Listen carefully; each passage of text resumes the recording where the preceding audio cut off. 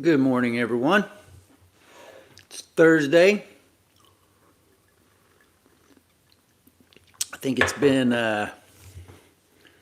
3 or 4 weeks since we did a live stream.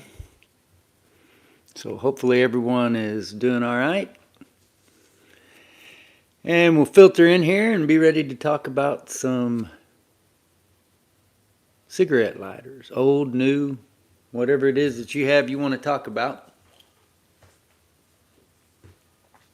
If you're in the chat, say hello. Let me know you're there. Let me know that the microphone is working.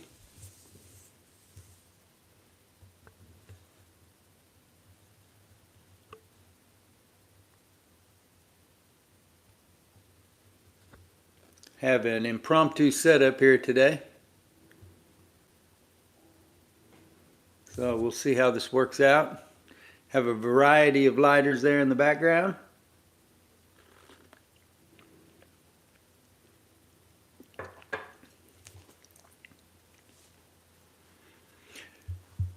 A few of which were gifts from viewers or other friends that I have made in the vintage cigarette lighter hobby over the course of the last, I don't know, what, six years? About that.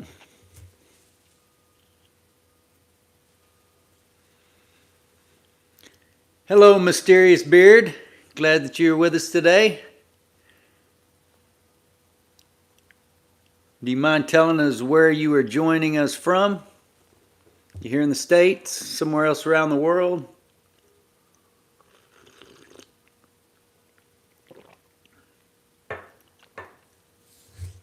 And also feel free to share what you might be drinking this morning. If you're having a cup of coffee or whatever. I was not at the Lighter Palooza 3. I did mention it in an article that I wrote last Thursday or Friday, and I hope to be able to go sometime soon. I saw somebody in the aftermath of all of it mention 3.5, so I assume there's going to be not only probably plans for number 4 next summer, but another one this fall. I think 2.5 was like in October or November. Were you there, Mysterious Beard?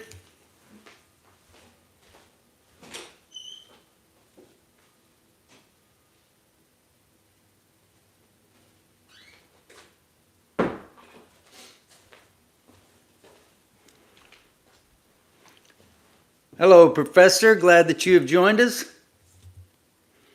I'm doing awesome this morning.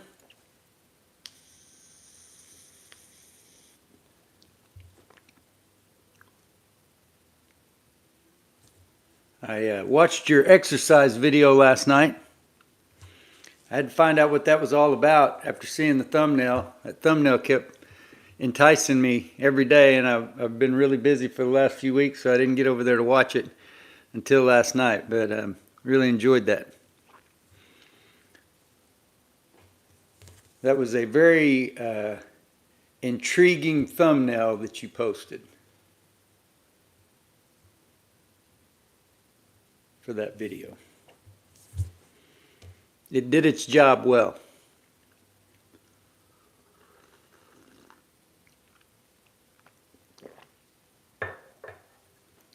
Yeah, no problem, Mysterious Beard. I was just asking if you were at Lighter Palooza 3. Because if you are, I would be glad to hear your experience. Would love it if any of our other friends, I know J-Row Lights was there.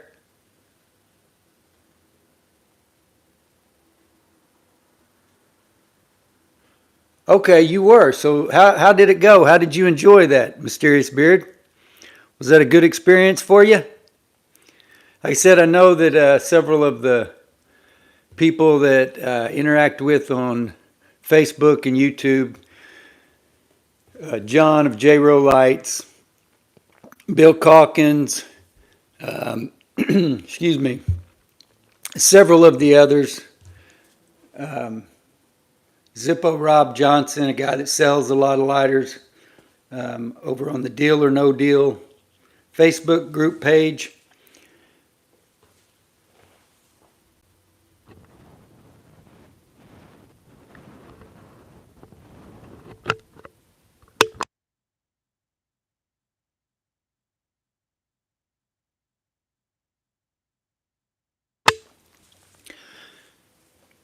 Sorry, that I had to cut the microphone for a second. Had a frog in my throat. Several other sellers and collectors and various people been posting over in the Zippo Addicts and some of those groups. So, Mysterious Beard, you say you were instantly overwhelmed. Was that just at the sheer number of lighters or the quality of lighters you were seeing? What made the experience so overwhelming?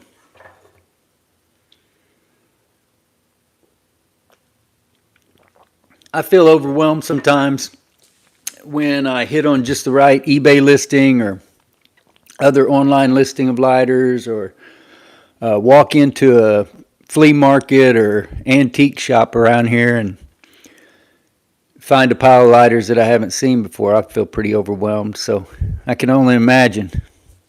Yeah, the Lighter Palooza 3 is a event. I guess this was actually the fourth one that just occurred, even though that was number 3.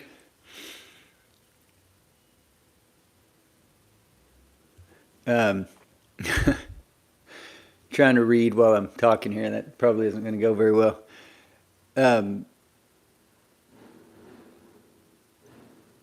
Lighter Palooza. It's an event that has been put on now, I believe, 4 times, organized by a couple of guys who have lighter-related businesses.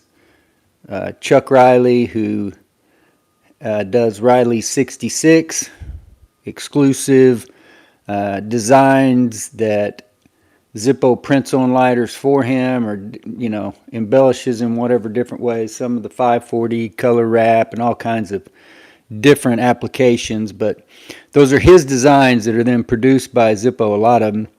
Plus, he sells a lot of older lighters and stuff too, and I believe is a Zippo dealer. Same with a fellow named Jeff Johnson, who is the owner of Widowmaker's Lighters. Both those guys have websites. I think widowmakerslighters.com and riley66.com. But they've organized that event, and it does look like a lot of fun. Sort of just as far as Zippo collectors especially, really one you wouldn't want to miss.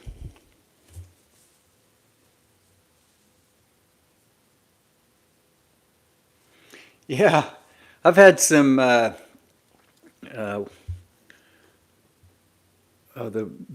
word is escaping me. Some allergy problems here early in the summer, a few weeks ago, but it's just kind of lingered to where I still feel it occasionally in the back of my throat.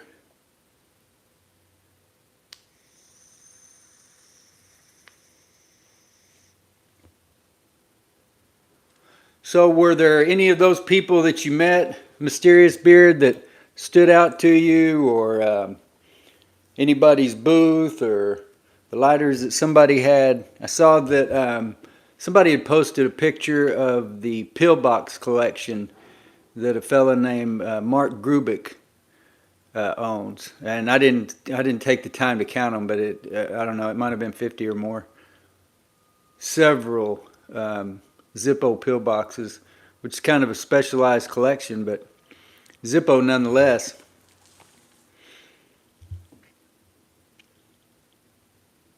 Trying to remember as far as displays, I saw a lot of people posting pictures with other collectors and people that they had met online.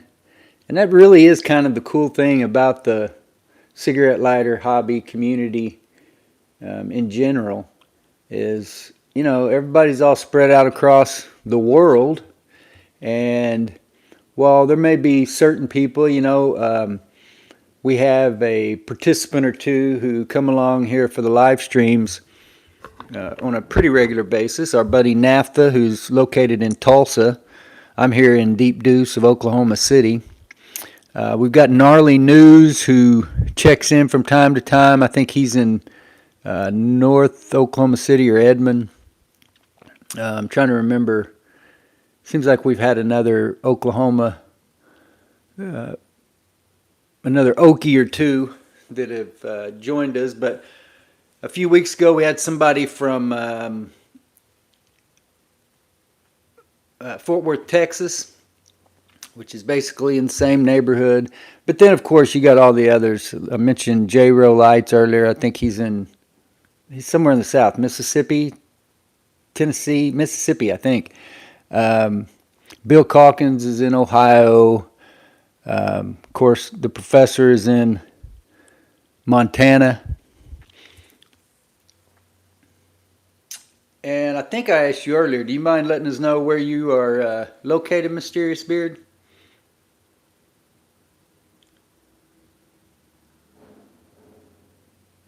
There was a guy, he says, one that stood out was a guy that had a lot of 40s red crackle and stuff like that. Yeah, I've certainly never seen a red crackle in person, so that would be cool. That's one cool thing about the visits that I made to Ted Ballard up at the National Lighter Museum in Guthrie, Oklahoma. Another thing right here in my backyard, right here in my neighborhood. Hello, Naphtha. I just mentioned you a few moments ago. But that was the cool thing about going up and visiting Ted and seeing his museum was it was really the first time I'd seen a lot of lighters in person. And it's a whole different thing seeing them in person. Like seeing a Barcroft in person is a lot different from just seeing pictures. It puts it in perspective for you a little bit better. Just staring at listing pictures can really kind of throw you off as to the size of a lighter, or I still have a really hard time telling the difference in a listing whether a Cygnus lighter is the full-size pocket model or the small variety, unless they're sitting right next to each other. Hello, I don't know if I should try to pronounce your name or not. It says Hang Doc Gia Doc Shop. Is that correct? Glad to have you with us either way. And if you don't mind, let me know what you would like for me to call you. I'm sure that I mispronounced trying to say your name there. Yeah, Mysterious Beard. I've had one 1930s Zippo, and it was heavily repaired. Had a 5-barrel hinge. Was still really cool. I did a video on it a couple years ago, which was probably 3 or 4 years after I sold it. And it didn't go for a lot of money. I've definitely sold Zippos for a lot more than that. But it's still cool to have one that's older like that. I've owned several 1940s. Oh, at least probably a dozen or so. Maybe not quite that many, maybe 10. But yeah, I can only imagine walking in there and just seeing a plethora of black crackles and red crackle and Town and Country and some of the really iconic Zippos and, you know, different varieties and ways that they've been embellished.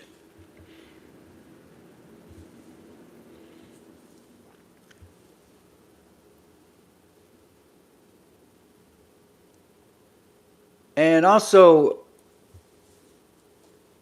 Hong Doc, if you don't mind letting us know where you are located. I know that NAFTA is in Tulsa. The professor is in Montana. Still waiting for Mysterious Beard. Hopefully he'll let us know where he's from. You might see here in the background that I mentioned having several lighters that were gifted to me by friends in the hobby or viewers, which are all about the same thing. They're all friends. And of course, our buddy Sean sent me the convertible table Cygnus model that pulls off of the base, and then you can just stick it in your pocket. It's a really cool lighter. Hello, Chuck. Glad to have you with us. Saw one of your posts, I think it was last week, over in one of the Facebook groups. And Chuck is in Michigan. Mysterious Beard in Ohio. Cool. Glad to have you along. As I mentioned a while ago, our friend Bill Calkins, who's a guy that is pretty regular in the Facebook groups and checks in here on the live stream every now and then, and also gave me this bear emblem, Penguin Cygnus, obviously larger table model. I don't know, 2 or 3 months ago. One of those surprise packages that just arrived in the mail. So I know there are Zippo collectors in Ohio. Mark Budd, hello. Glad that you have joined us this morning. And I recognize your name from over in one of the Facebook lighter groups at least. Are you part of the Zippo Addicts group? Either way, glad to have you with us. You guys feel free to ask any questions that you want. Talk amongst yourselves. Hello, Joseph. Remind me where you are from, Joseph. Are you in Fort Worth or in Singapore, Indonesia, somewhere like that? Taiwan? We had a bunch of new folks 1 week. Taiwan, there we go. I think the fellow from Fort Worth was there the same week that you were, and you were both new, which kind of confused them in my head. Mark is on the road, he says, in Tallulah, Louisiana. Are you a truck driver, Mark, or you just you sitting in a hotel room somewhere? Are you actually on the road this moment?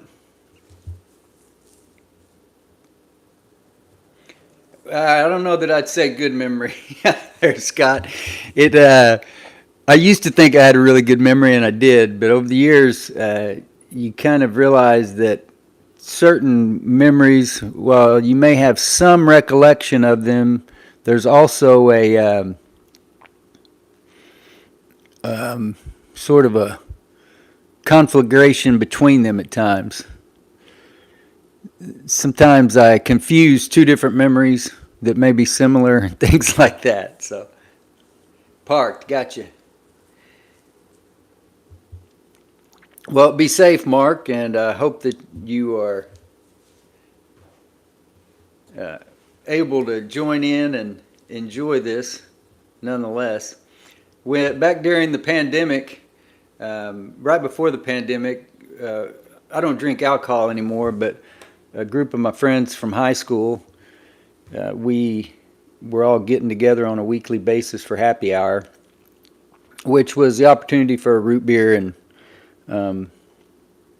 a pizza or whatever else to eat for me, because like I said, I don't drink. But it was a lot of fun, and then when the pandemic stopped, everything closed down and we couldn't do it. So we started meeting over Zoom, and one of my buddies who lives in Texas would join us every week from his rig as he was driving, sometimes sitting, waiting, pick up a load or whatever, but other times as he was cruising down the road.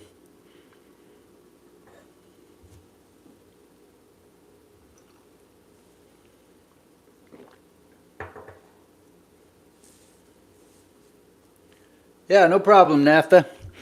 I was just going over where everybody was from and mentioning some of the lighters here. I wrote an article last week about the lighters that have been gifted to me, which included the Cygnus table lighter with the gold tone bear emblem from our friend Bill Calkins, the convertible table to pocket model that our friend Sean sent me a month or so ago.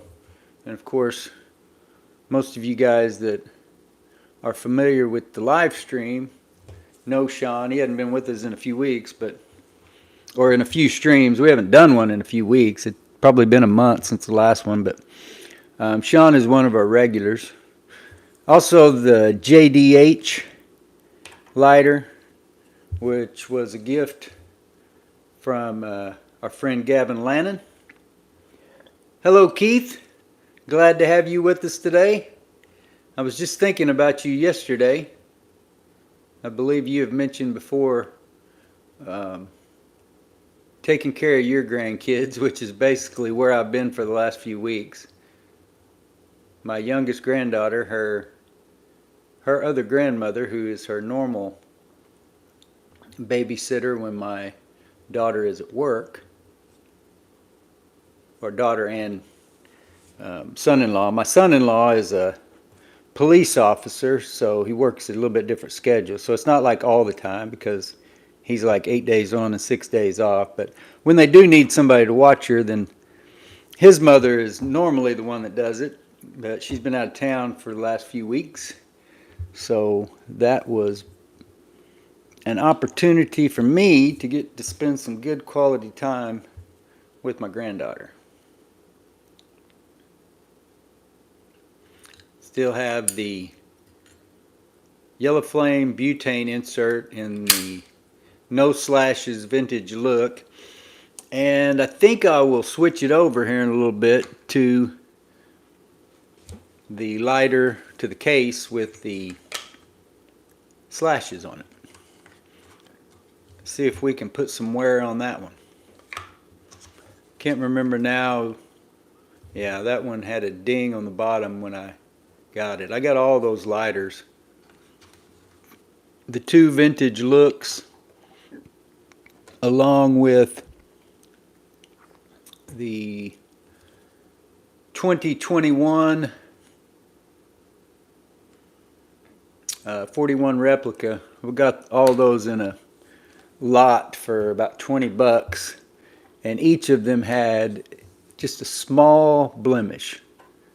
There was a scratch on the back of the replica. There was a scratch on top of the vintage look with no slashes. You still see it, but it's not showing up here very well in the light. And then, like I just showed you, the drop on the corner of the other one.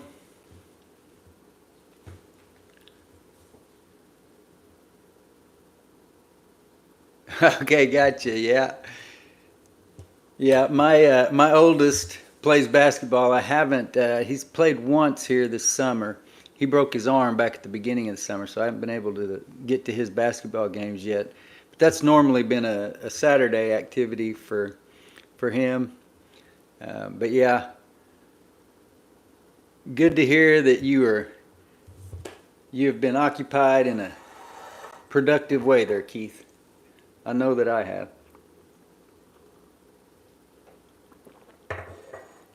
It's really amazing to watch those kids grow and develop their own personalities, and just amazing.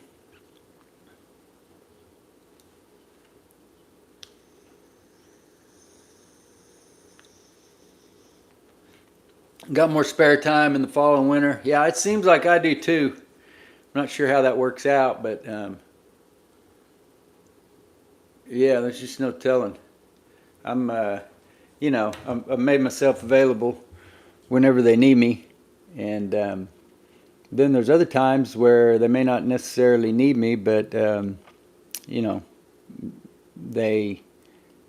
an opportunity for all of us to do something together or whatever. So.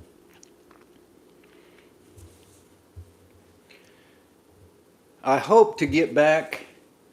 My friend John Bennett had messaged me yesterday about when I was going to be able to do a stream again, which I'd already planned on doing it today, but I still wasn't 100% sure, because I just never know when I wake up if something, everybody's got something going on in their life. So if something falls through with somebody else, and that's part of the beauty of me being in the position that I'm in. I'm pretty flexible. I'm on my own schedule, and sometimes that may mean that the lighter video production gets held back a little bit or not able to do a live stream. But I got to have that priority for family first, for sure. I've been in the position in the past where my work schedule was unyielding and did not allow me to do certain things. So certainly want to take advantage of the situation that I'm in now. Yeah, if I do disappear for a few weeks like that, I try to at least keep one video published a week. I've been trying to do that on Tuesday. That way, if I get back to doing the live streams on Tuesday, then we'll just push that to the next day. But at least that way everybody knows I'm going to be publishing something or some kind of activity on Tuesday. But even just trying that a few times over the last couple months of summer, it's been difficult to really have any semblance of a schedule.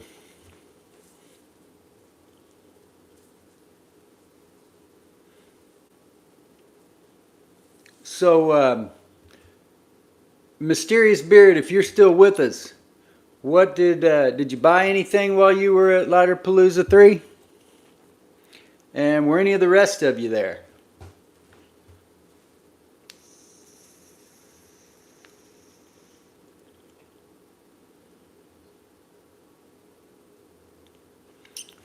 And feel free to talk about any other kind of I know the OTLS does a convention every year. That's a broader, not just Zippo thing, which I love Zippos. I've got a few Zippos in my collection. I probably even have more well, no, I don't have more Zippos than anything else because I have so many Cygnus. But other than Cygnus, I probably have more Zippos than any of the others. I've had a lot of park lighters go through my hands, but I tend to sell them. I love them and appreciate them. But I just can't afford to keep everything that I would like to. Lighterpalooza is in Bradford, Pennsylvania. This one was held, I'm not sure about the others, at the Masonic Lodge. And I think they also had some kind of joint event going on with Zippo and the Case Museum. Made in Bradford event, I think it was called. So I mentioned earlier that event is put on by Chuck Riley of Riley 66 and Jeff Johnson of Widowmaker's Lighters. Both have their own websites, and you can buy new Zippos as well as, I'm not sure about Widowmakers. I'm sure that he comes into possession of and sells older stuff from time to time, I would think. From the posts that I see of his on in the Zippo Addicts Facebook group and some of those others, it seems like he's not just one of the guys that collects newer stuff. But I know that Chuck Riley, Riley 66, he sells a lot of older stuff as he, I actually think that Chuck has an Ernie Pyle Black Crackle in his collection. So Chuck's kind of a collector, but also sells, and so you'll see new Zippos on the Riley 66 website as well as old stuff. But exclusive designs and stuff like that. And I think those two guys have even collaborated on some lighter designs in the past, maybe.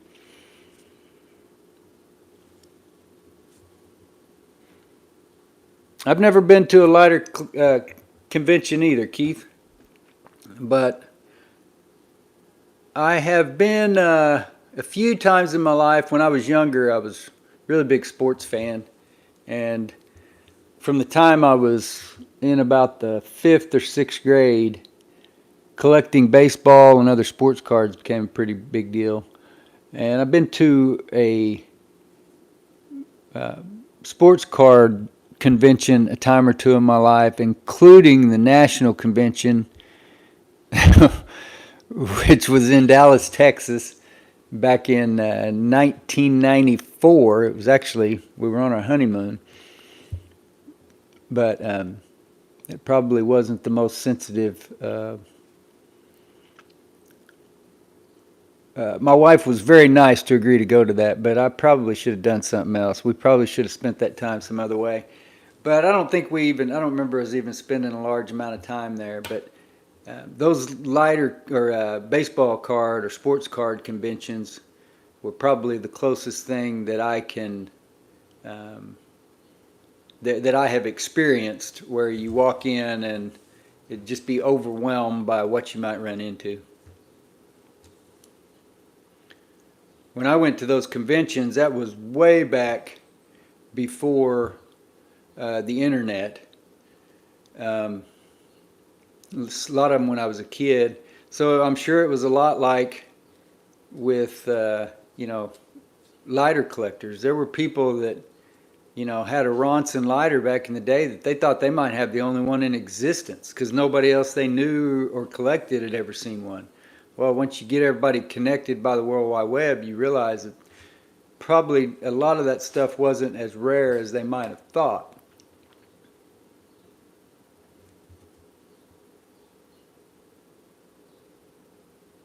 Yeah, I agree with you, Mark. Um, did you and I discuss this in a comment on a YouTube video yesterday? I remember talking to somebody yesterday about this exact thing. Man, the park lighters are awesome. They, maybe the hinge design is a little bit of a downgrade from the Zippo. You know, the hinge is this brute force type leaf spring, and this is a Storm King lighter here, which of course were made by Park Sherman. But the park lighters, I understand that once you get into these later models, the ones that were made in Murfreesboro, 1960 or later, that most of them are aluminum, so they feel cheaper. A lot of times they'll have plastic flint spring screws. They'll have these solid foam fuel cells. It's different, but as far as the collectible value and the way they look being presented there or displayed on a shelf, every bit to me as desirable as a Zippo, especially when you consider that the cost.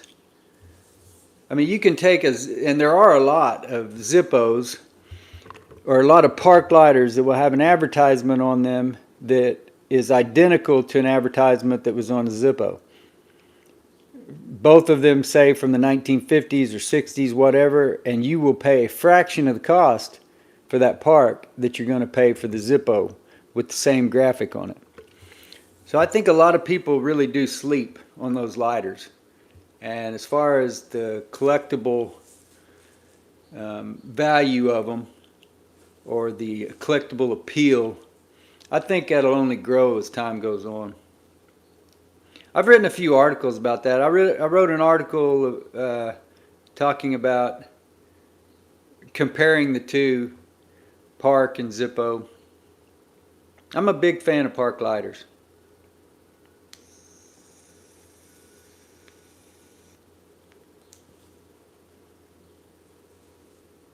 I love Zippos too, Mark. I do. It may seem like I don't sometimes. I am critical of, using a regular Zippo petrol insert in the wind around here in Oklahoma. You can't light what I smoke off of one like that when you're trying to chase that flame around because it's just dancing everywhere in the wind. So it doesn't extinguish.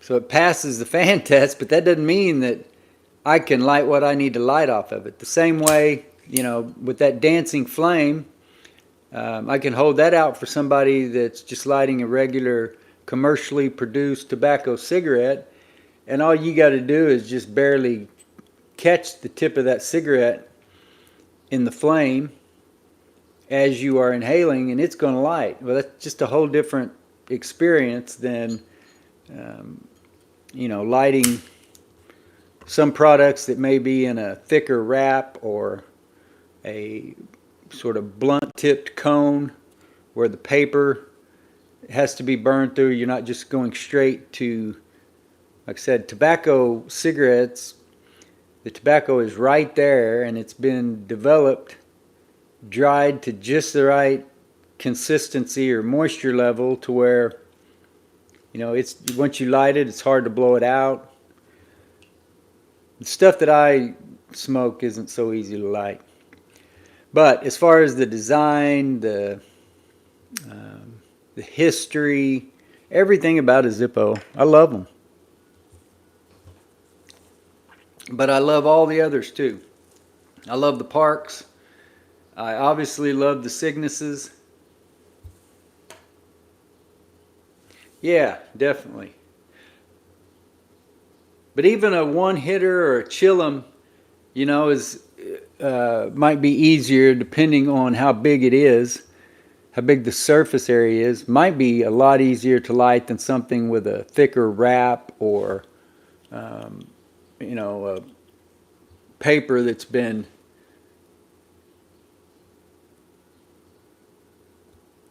twisted around the front, which, I twist that off anyway to expose it. But, that product is packed in there differently. And I'm making those myself. It's not commercially produced like when you go out and buy a pack of Marlboros or L&M's or Winston's or Parliaments or whatever. Yeah, I smoke a lot of pipes too, chillums, bong, several different hand pipes. So yeah, there's different flames are more handy. Sometimes you really need a torch to get something hot enough.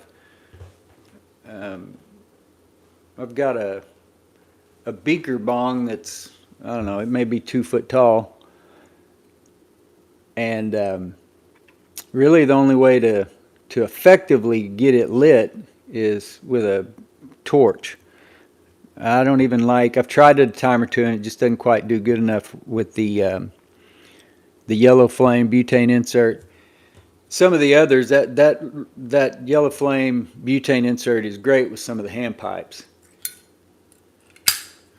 But that gigantic beaker bong is a little bit different story. Yeah, they have Zippo pipe lighters. As a matter of fact, well, like I said, they've got a yellow flame butane pipe insert now that looks similar to the Zippo petrol pipe insert, which this is not a Zippo lighter. This is a Continental Japanese made lighter, but this is a Zippo pipe insert from the 80s or 90s. So yeah, this works great. Really good with hand pipes and chillums and stuff, and so is the butane yellow flame. But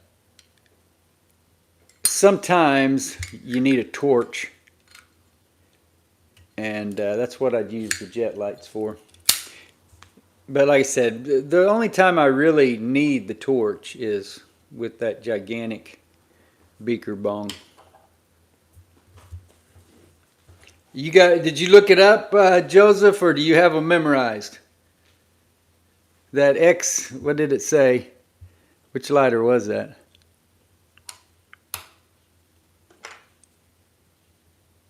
I don't even remember which one I had in my hand now.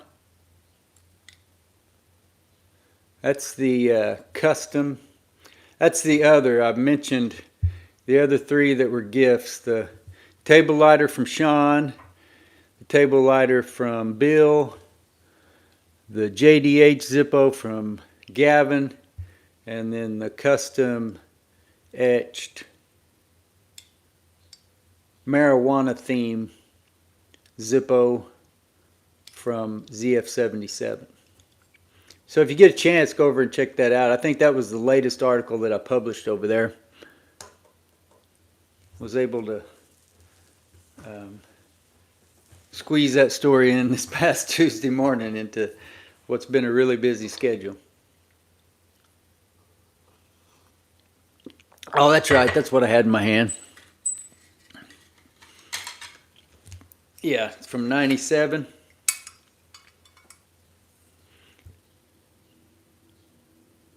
I can't remember where I got them now, but I ended up with 2 of these. And I still got another one floating around here, and maybe even used it in another video. Oh, no, I know exactly where it's at. I can't remember how I got those. I think they were just in a loose in a large group of lighters that I bought. But this lighter right here doesn't have the original insert in it, and I'm not even sure that I still have it. But this is the first Zippo that I ever owned. Bought this Zippo back in either late 2016 or early 2017, inspired by the television show Sons of Anarchy.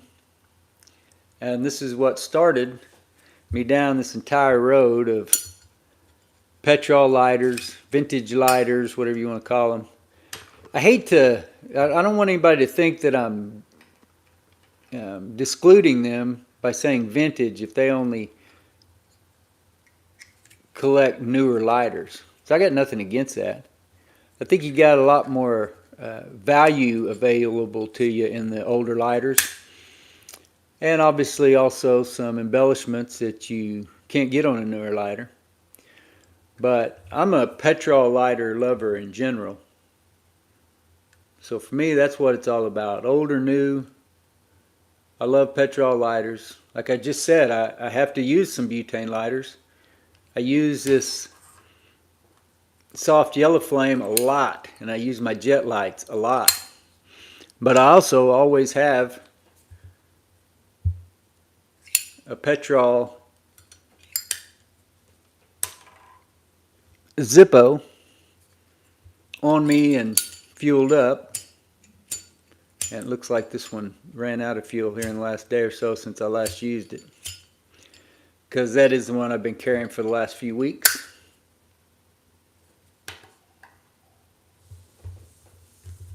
Gotcha. You remembered that specific.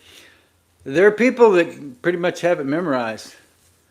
And I don't have it memorized. I got a vague notion of some ranges. You know, the dots went from the, like 56 or 58 up until the early 60s or mid 60s, and then they picked up with the straight up and down for the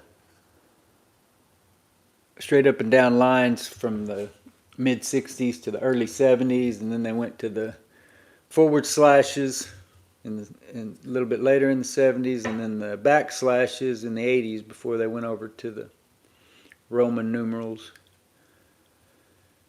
But I don't have each and every one of those memorized. I guess we'll go ahead and fuel this up since it needs fuel.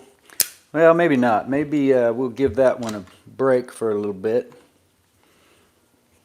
and fuel up this Storm King. I really love these old Park Sherman inserts. Really heavy duty feel, quality construction, a lot of printing on them. I love that the Park Sherman is right there on the front spine. I love the different windscreen design, the 6 holes on each side. And with these especially, as you can see, it's kind of like the old Zippos with the, I forget what they call that. It's like cigarette filter material. The Zippo is a little bit thicker, I think. But these Parks employ the same kind of thing, like a bent over tube shape of wadding, felt type wadding. Not really counting like I probably should have. And we'll just see if I got it full enough. I definitely didn't overfill it. None of it spilled out. Give a chance for the vapor to catch up to the top there, and then we'll just see.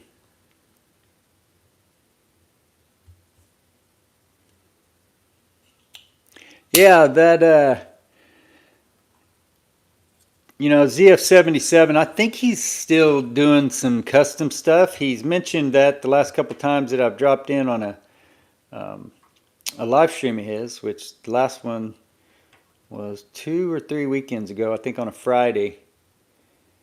I was sitting there on a Friday evening, and my significant other had dozed off to sleep, and I wasn't watching anything. So when I got the notification, so I stuck my earphones in and went outside and lit one up and chatted in there for a bit. Zippo Lions Den was in there that night. Can't remember who else. I think most of the other people were people that I had not met before. But anyway, whether he's still doing it or not, it's really cool. And what had happened was we became acquainted here on YouTube back in, I think probably late 2020, maybe early 2021. I think late 2020. And can't remember whether it was live streams or just videos at that point. But he had commented on one of my videos and sent me an email and said if I wanted some advice about my channel to get a hold of him. So we talked, and he did give me some really good advice.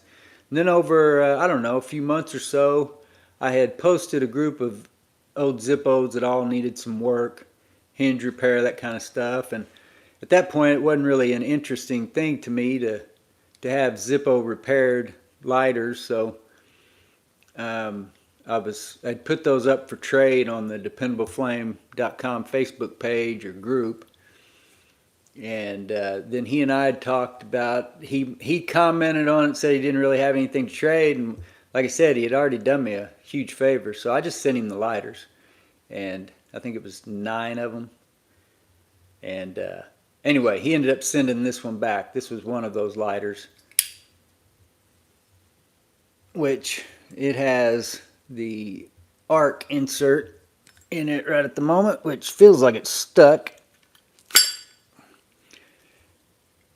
Which is, I guess it's not dead. I can't remember whether, I know I'd made a video about this arc insert, but I don't know if I ever wrote an article about it. It's good, like I was talking about earlier, for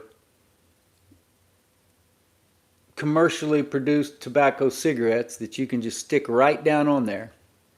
Or if you have some, a rolled cigarette like I'm talking about that you've done yourself and is not tobacco, then it'll do a decent enough job if you're like relighting it, because you can put it right down on there.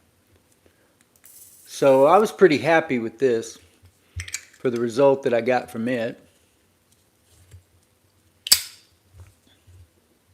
Anyway, yeah, that's how I came about having this lighter.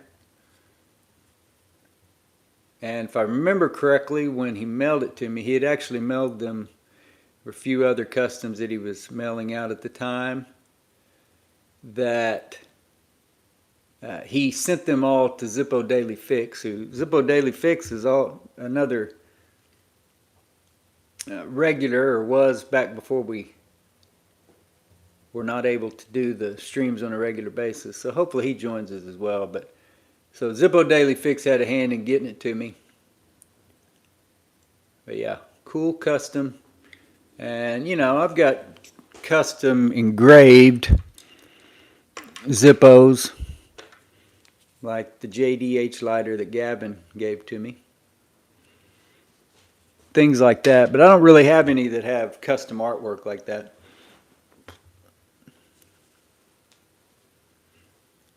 Are you talking about these pickup stands, Mark? Or, I'm sorry, not pickup. You said, where can you pick them up? Let me get back here.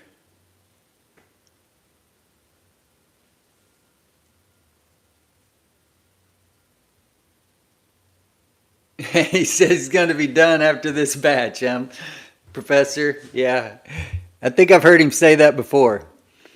But I'm just giving him. I say that in jest.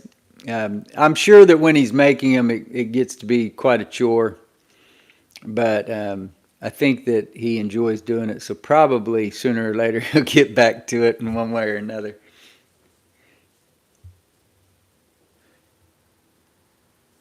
Yeah, Mark, you said where's a good place to pick up the display stands? I assume you're talking about these. I got these off of Amazon. They were relatively cheap. It was a package of like 30 of them for, I don't think I spent more than like maybe $15, $20 at most, but I don't really remember what the price was. They were affordable for a pretty good number of them. And also these acrylic stair step stands, those are really affordable too. I think though, I don't think I paid over $12 or $15. I've got another one of those that's still over at the place in Mesta Park. But yeah, those are a really affordable and, you know, decently made display if, you know, if you're looking for something like that to display your lighters.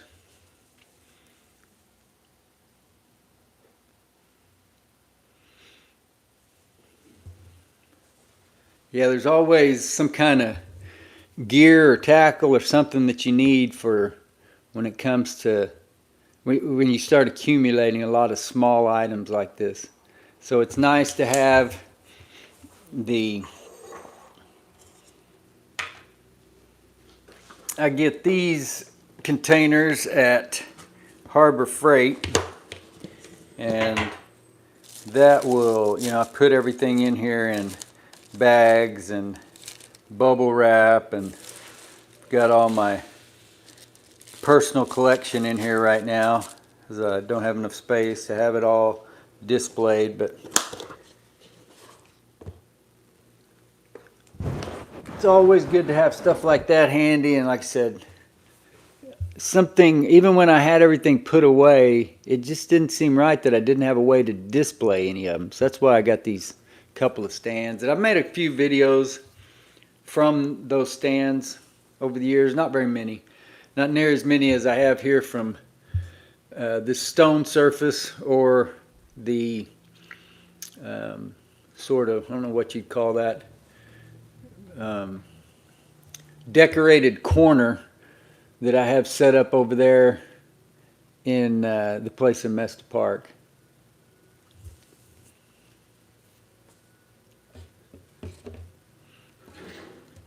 So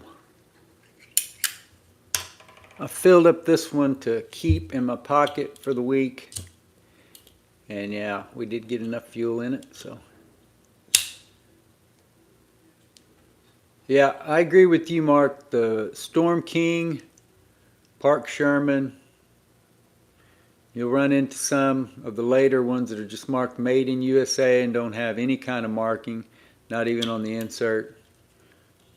And I haven't owned any of the really old Park stuff, but Park's been around a lot longer than Zippo. I think Park's been around since like 1913 or something like that. Made lift arm lighters and had a lidded petrol lighter similar to this that didn't have, kind of like a cross between a typical flip top lighter and what most people think of as a trench lighter or like a wheel lighter. They had the one that the lid just lifted off. So I haven't had either of those two older versions of the Park. I've had a few of these from the 1940s. Not very many. Most have been the later Springfield, Illinois, which I believe this one was Springfield, Illinois. Like I said, from the 40s, but they were in Springfield until about 1960.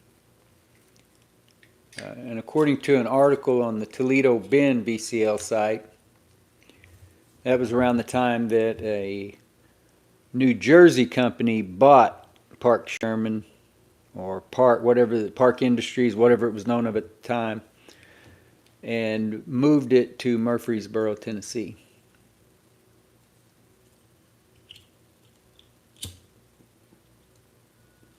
But you can use an old Park just as well as you can use an old Zippo. I do think that those hinges may be prone to damage just from the brute force nature of that leaf spring. But I mean, that's a pretty old lighter there, and no perceivable overbite, underbite, or anything drastic. I've seen a park lighter or two though that it did seem like maybe that pressure had resulted in a over or underbite of the lid. The Zippo is just a much cleaner, more fluid motion, and it's not putting that same force. Where it is putting the force also doesn't seem to be in a spot where it's I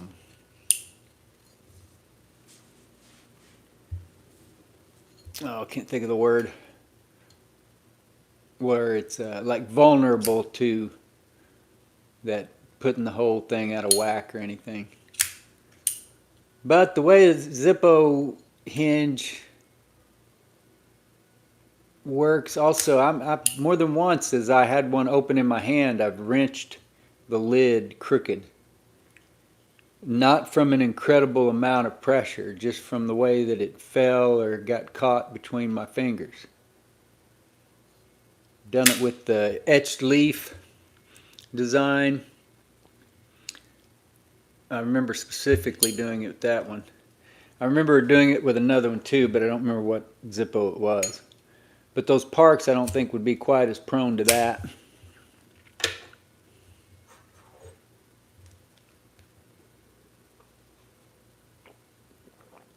Are any of you having a cup of coffee this morning? If so, what are you drinking? I'm drinking Folgers decaf myself with a couple spoonfuls of erythritol, granulated erythritol, and a heavy dose of heavy whipping cream.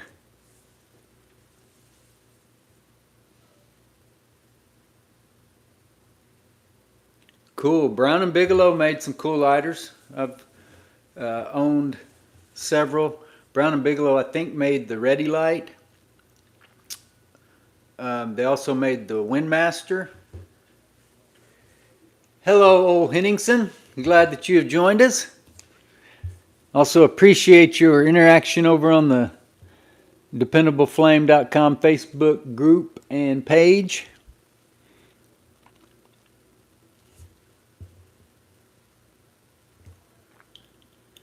Hope things are going well in Denmark.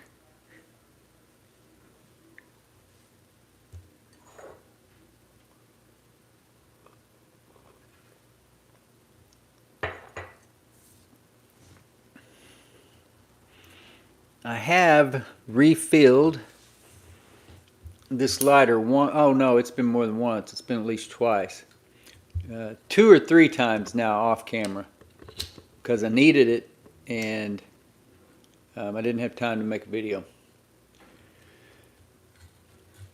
So I'm still as happy with it as I was. I don't have any major complaints.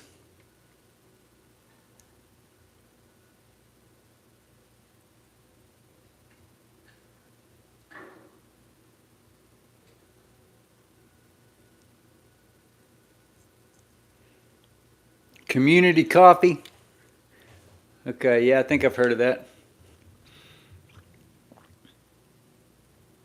I don't consume caffeine, so I drink decaf.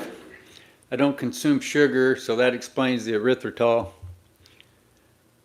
But going back to the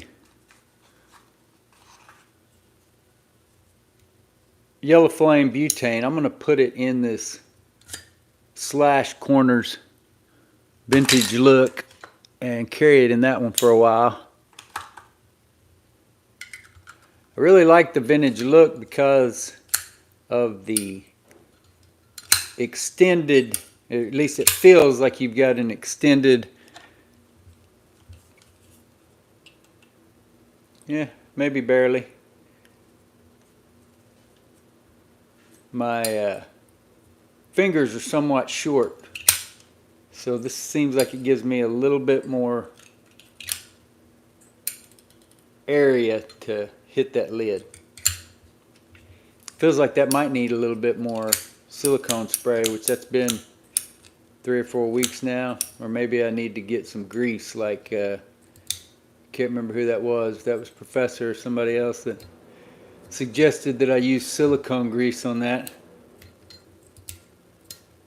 Still a little bit of a catch, or not still, but it's catching again a little bit as it goes up to close.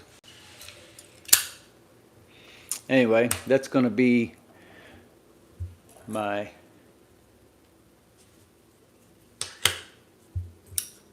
that's going to be what I'm carrying the yellow flame insert in for the next week. Hopefully I can keep these boxes straight. I don't know that box didn't really have a label, specific label on it anyway, so.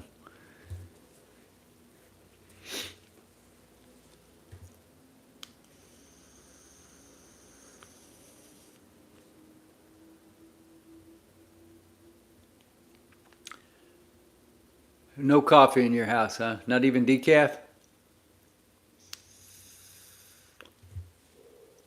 Oatmeal was always one of my old man's favorites. My dad loved oatmeal in the morning. And then there toward the end, when he made his oatmeal, he would mix it up and he would split it with the dogs. He'd eat half of it and he'd share the other half between his 2 dogs. Now that's a whole other level there. Old Henningsen, the Red Bull. I can't handle it. I've got a history of an arrhythmia in my heart, and so I've stayed away from that kind of stuff. One of the reasons why I don't drink caffeine as well. But I know plenty of other people that enjoy the Red Bull. Take it easy, Professor. I hope your week goes well. I hope that everything goes well for you and your wife with the hours that she's working now. I know that can really put a strain on things.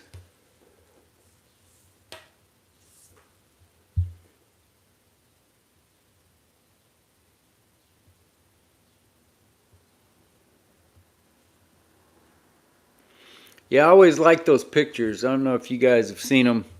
I know old Henningsen and Mark, I think, are both over in the Facebook lighter groups. But I always think it's cool when somebody posts the picture.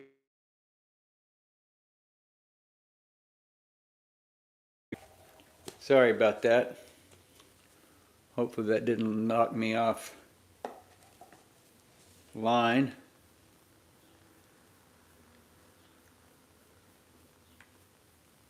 But I always think that's cool when somebody posts a picture of their lighter sitting on their pack of cigarettes, or sitting next to their ashtray with the roach sitting in it.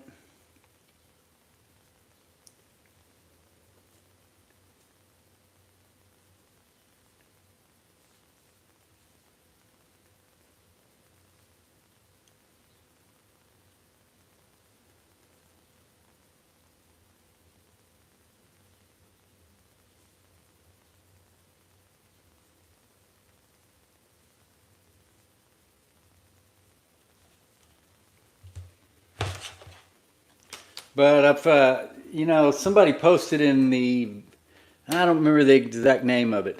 It's not a Facebook lighter group, it's an ashtray group.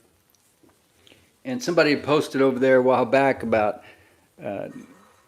everybody posting all these nice clean ashtrays, and that he wanted to see some that were used or getting used.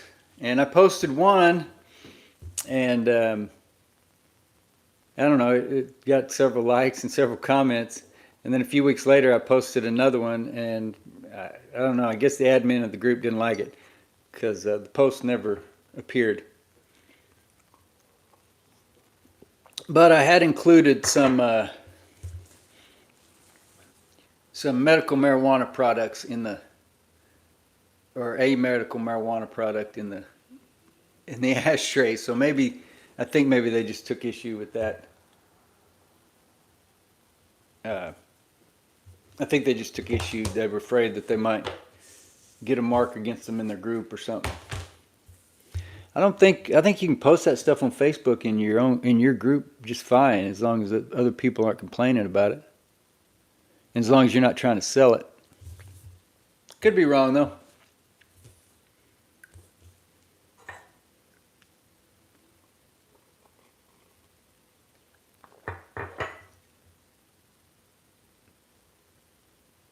You guys let me know if there's any issue with the sound or anything. I had a phone call come through. I thought I had this set up to where when the phone calls wouldn't come through while I was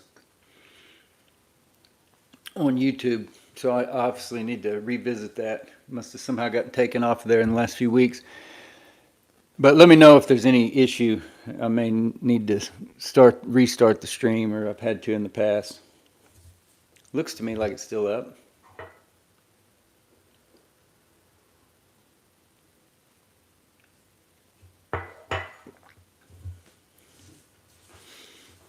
So what's going on in Taiwan, Joseph? Have you acquired any new Zippos lately? And also, Mysterious Beard was with us earlier.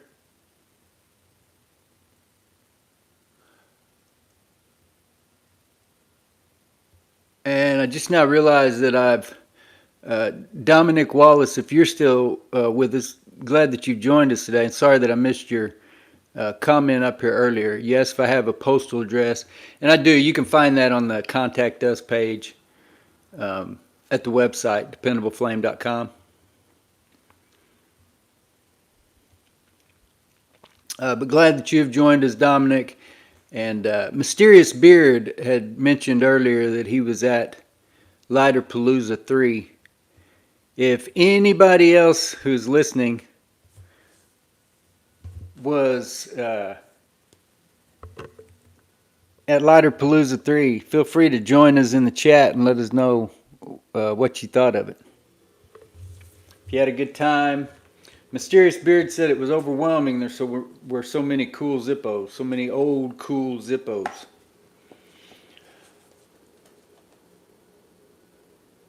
Cool, Joseph. I'll try to pull up this other iPad and go over there to the Discord and check that out. It's assuming that I can figure out once I get here where you have posted it.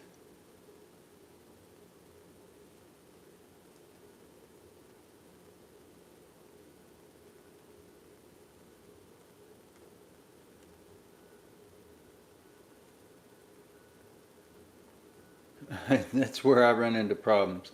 I know where to post oh, here we go. I see it.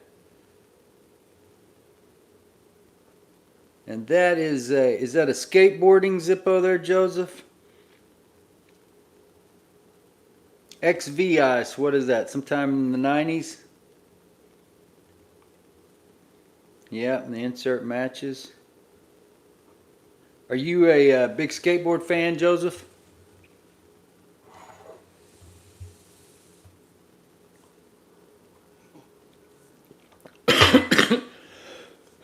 Excuse me. 2000? Okay. We got a lot of skateboarders around here. There are people that will drive down here to downtown Oklahoma City, park, and then they all take off on their skateboards. You see a lot of weird, I don't know what you would call it. It's kind of like a motorized skateboard. Maybe a handleless scooter.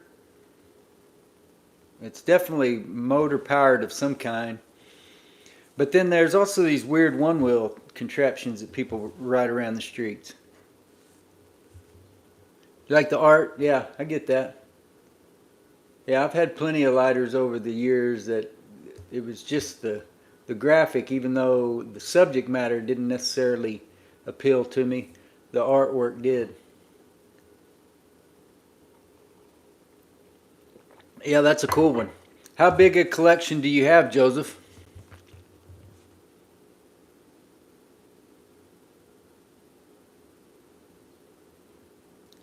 I guess I'm not a member of the DuPont group. I'll have to check that one out. I remember so many different lighter groups. But yeah, it's definitely different vibes in different groups. You know, some groups are private. You can't share those posts. And then other groups, like my group, the dependableflame.com group, those posts you can share to any other page, however you want to share them. And, you know, like we talked about before, I don't have any problem with people proposing trades and stuff like that over there. You know, that's really no different than the deal or no deal kind of thing. But there's some groups that, like the OTLS group, not only do they not want you to sell on there or not allow selling, but they denied one of my posts once because it was actually one of I'd shared the dependableflame.com post, something that I posted over there in that group, proposing lighters for trade, and they denied it because they said they didn't allow sales posts. Well, I didn't really see that as a sales post. That's a trade post. But whatever, you know, different people are hung up on different things or worried about different things, whatever. That dependableflame.com group, that's really just for whatever you want to use it for that's lighter related, or even other useful mechanisms, whatever. I don't want to see any pornography. I'd erase that. You know, there's a page called Vintage Light or something that is constantly posting in some of those lighter groups trying to sell new butane lighters. I'll erase anything like that if it got posted over there. That's not what that page is for. But yeah, if you want to post your old stuff, I don't have a problem if you want to post it for sale over there. That's just between you and whoever you want to make that deal with. You know, it's just a way for people to communicate and share certain content that you found helpful or appealing or whatever. And it also gives a place that when people are commenting on a YouTube video and asking me a question, or on an article on my website, neither of those places can they post video or photos. They can't post media of any kind in the comment section of YouTube or the website. So that Facebook group gives a place where they can go and post and ask their question, and a lot of times before I can even answer, somebody else will answer the question. And you know, it's not a huge group right now. There's only like 60, maybe I think it's 64 people in it right now.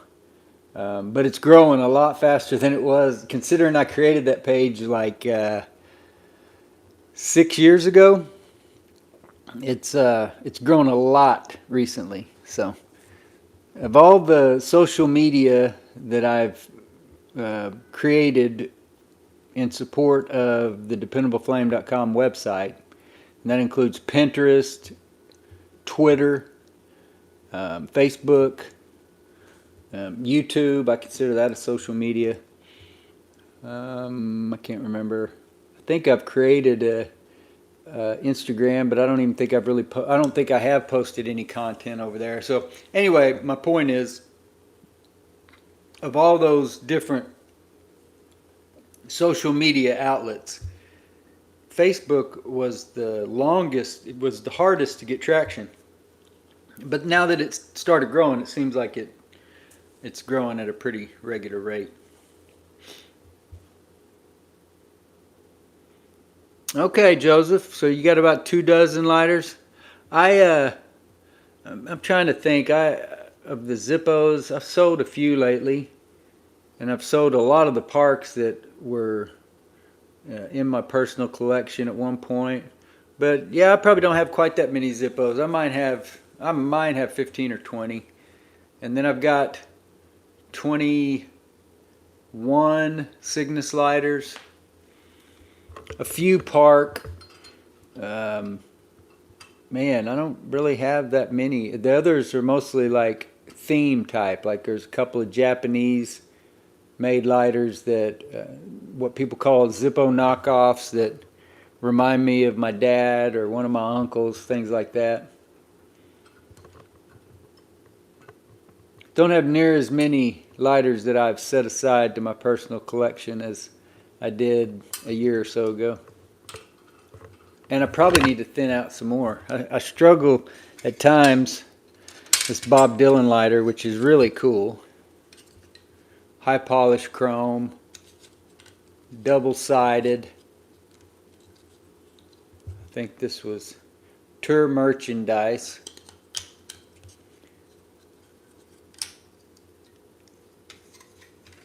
But you see them listed on eBay. The two that have been there the longest are listed around $300.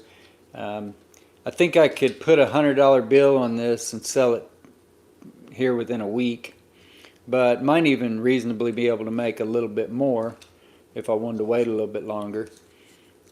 They just don't come up that often. But Bob Dylan is my favorite musician, and if there's a lighter that I'm going to keep just because of, you know, the person who is portrayed on it, this would be the one. But, you know, sometimes the need for income overrides what you'd like to be able to look at on your shelf. And that's all these are. I mean, they're just objects. They're cool little objects, but that's the other part of it. You know, I've made my participation in this hobby so much about being able to use them that I kind of have a hard time owning one that is just brand new and is never going to be used. So maybe rather than sell it out, I just pull it out and use it. I don't know. I do have trouble at times though justifying keeping such a nice lighter.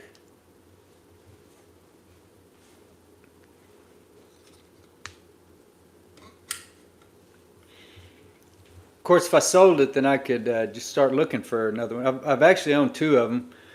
Both of them were double-sided, but different graphics, different variations. The other one was used, and I sold it for, I can't remember. It seems like $130, $150, something like that.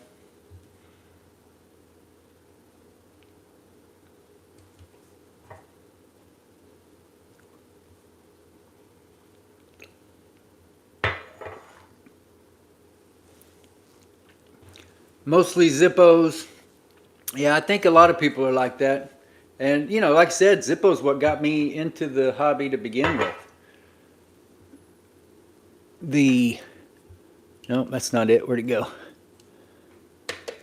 The plain brush chrome 2016 that I was inspired to buy this from watching the television show.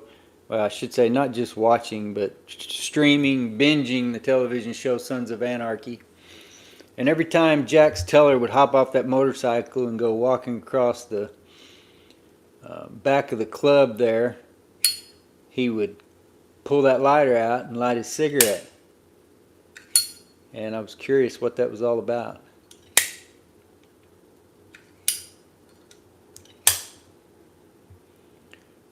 And that led me to eBay, searching around for old groups of old lighters and finding cool Zippos that I could then turn around and sell and make a little bit of money, and that led me to where I'm at today, which I still do that when I have funds available for that purpose, but also make the demonstration repair videos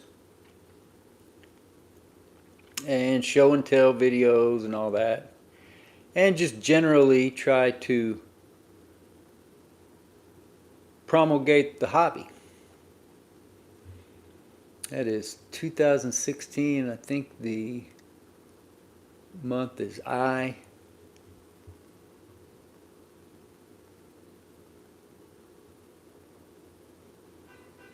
Sometimes it's hard to get the proper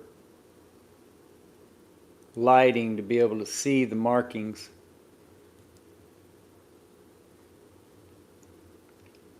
And I could probably stand for some dedicated lighting. Hopefully things will kind of smooth out here before too long, where I can kind of get this set up and Got some plans in the work that might make it a little bit easier, and where I could. It's been a real struggle with the lighting over here the way it is now. I felt like the lighting was pretty good in the place over on Mesta Park with the background corner set with the posters and Reefer Madness and postcards and all that stuff in the background.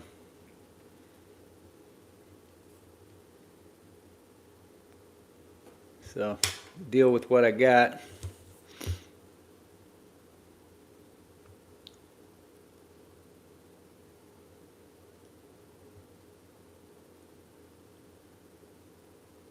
Yeah, that's one Zippo that I would like to have, Joseph, is a Zippo table lighter. Assume you're talking about the Barcroft, but I would like to own any of the others too. Was the Modern, the Corinthian, the Handy Light, is it Lady Barbara or Lady Bradford? I can't remember. So yeah, there's been at least 5 or 6 different iterations of Zippo table lighters, and I've never owned any of them. As a matter of fact, I think the only ones that I've actually even seen in person, were the Barcroft lighters that Ted Ballard had up at the National Lighter Museum.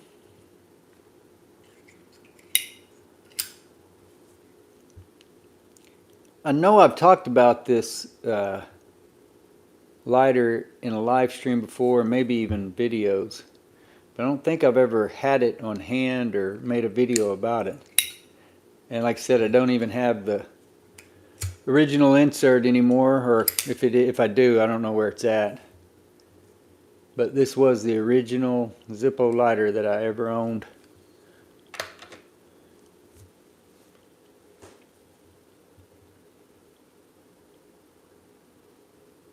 Yeah, that seems to be about right. You know, if you see those Barcroft especially, there's some of them, depending on what kind of condition they're in or what kind of advertising or whatever they have on them, that you might be able to get into for the $75, $80 range.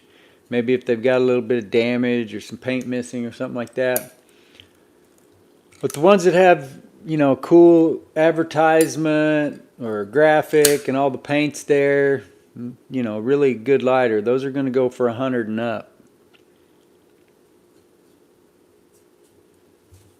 And I know that even within the Barcroft there are, I think, 3 or 4 different variations as far as the base. And I don't have all those memorized. I would have to look it up, figure out which one I had if I ever came into possession of one.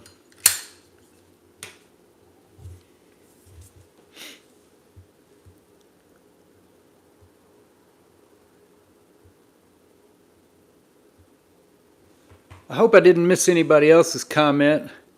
Like I said, when I was scrolling back through a while ago, I realized that I'd missed Dominic Wallace's question, which the answer to that, Dominic, if you are still with us or watch this back later, is on the website at dependableflame.com. Just hit Contact Us. I can't remember if it's the first thing listed. Email may be the first thing listed, but anyway, the mailing address is there on that page. But if anybody else has commented and I didn't respond, feel free to ask the question again. Looking back here at where Keith said I like joints. Yeah, me too. Among other things. Here in the place in Deep Deuce, I'm kind of restricted to only vape products inside the apartment, so I don't have as much freedom to light up what I want here as I do over in Mesta Park. So for me right at the moment, it's a live resin cartridge that I have in my hand.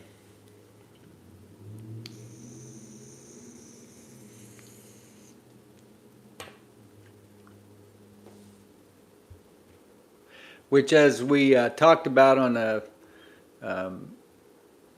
ZF77 live stream, I don't think it was the last one I was on. I think it was the one before that. Um, Somebody was talking about vapes, and I commented about the live resin cartridge, and he brought up a very valid point for any of y'all that use these kind of products. Um, you really got to be careful with those THC vapes like that, because it can really drive your tolerance up incredibly. You know, that vape is so easy to hit and have it right there in your hand. Next thing you know, you're not getting the benefits from the oil that you were, because your tolerance has gone up so high. It's just going to take more and more. So, yeah, it's like a last resort for me nowadays. There was a time when I'd go through a cartridge in a couple of days sometimes. But now it's just, especially with all the babysitting I've been doing lately, there's days where I may smoke one at the very end of the night, and that's it. And not even use the vape, period.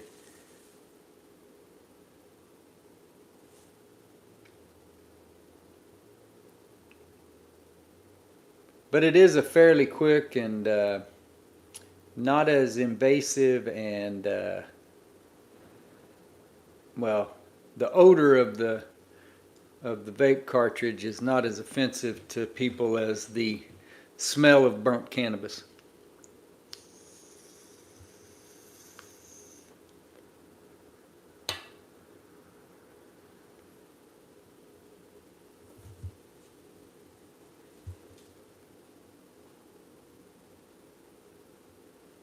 I haven't had a problem with them clogging naphtha. I could see where that could be an issue, and certainly, especially if you're getting them for around the same per. Um, if you're not paying a premium for that half gram, then I could see where, why take the chance of wasting a larger amount if that happens on a regular basis. But, especially since things got legal around here, which was 2018. I had my card since December of 2018, and before that, of course, it was filling cartridges myself, and cartridges that I'd acquired from other places. I have definitely had some fail on me, and I had one fail on me last week, but it wasn't the what did you say? Clog it. Yeah, that it helps if you'll keep them upright and never let it sit on its side. I think how you get that is once it's heated up and then left on its side or falls over, it's going to clog much easier. But I had one last week that the little piece on the end stuck to my battery when I pulled it out. And at first it was no big deal. I just screwed it back down. But then when I needed to charge my pen again, I didn't have any choice, and it wouldn't work after I put it back on. So I'll be taking that one back to the dispensary. But I've had plenty of them that clogged up in the past. A ton. Very, very frustrating. And not only that, but they can clog up to the point that, it's too much for some people to suck through. You gotta be able to really get some force, kind of using your tongue for leverage to get that thing unclogged. And some of that may be in the way that they are vented, in the way that your pen is vented or is not vented. I don't know. I'm no expert. I've used a bunch of them. But all of my experience is practical. I don't know anything about how they actually work, just what I can surmise from using them. But at one point before things went legal around here, that was my main thing, was the cartridges. Now it's just support. Like I said, you can really drive up your tolerance by using those cartridges. If that's your regular way of using cannabis, then your tolerance is going to be sky high. Especially if you're the kind of person that, if it's in your hand, you kind of feel like you need to be hitting it. Pretty soon it's not having the same effects, and it's taking you way more. And then nothing else, none of the other products that you use are going to have the same effect either, because your body is so, it's like the opposite of being THC naive. Are you a card holder, Naphtha? Are you a medical patient? Our program is going through some growing pains and upheavals and all kinds of consequences since we voted it in back in 2018. Some of it's been good, but a lot of it's just politicians trying to get their hands in on it or put restrictions. And some of it I understand, some of it's above me, but the way that we implemented it here, I'm certainly a fan of that. And if anybody out there is still trying to implement legal medical marijuana in their state, I would say use Oklahoma as a guide. Because within months of the law being passed, they had to start issuing licenses. They had to start issuing all the permits for grows and dispensaries and processors and all that kind of stuff. And the way that it was designed, like I said, there's some growing pains now, but there was nothing slow about its implementation. We had medical marijuana here in Oklahoma, and we had it quickly.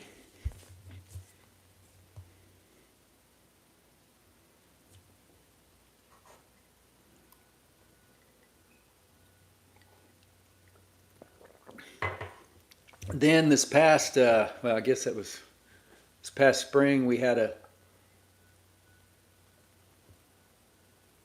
oh, cool. We had a recreational, can't remember now what it was. It was on the ballot, state question, I guess, which failed. And it seems like all the politicians around here took that as a mandate, that people think that medical marijuana was a mistake. But I don't think that's it at all. I think the problem is that the medical marijuana community in Oklahoma is so fractured and split that you had about the same number of votes on the anti-side. The people who voted it down were about the same as they were for 788.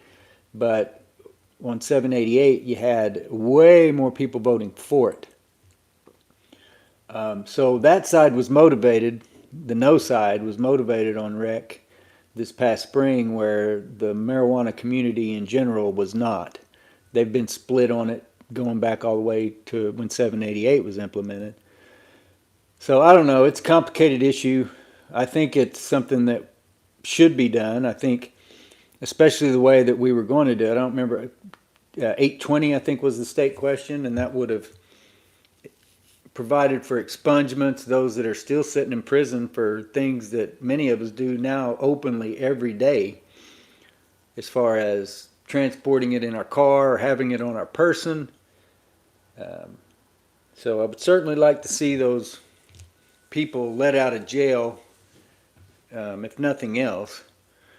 But I also think that there could be a lot of benefits from the state. You already got all these dispensaries open. By making it recreational and allowing some of the other states around us to, it would make Oklahoma kind of like Colorado was back in the day. Plenty of Okies traveled to Colorado to buy legal weed, even though then you were technically committing a crime taking it back to Oklahoma.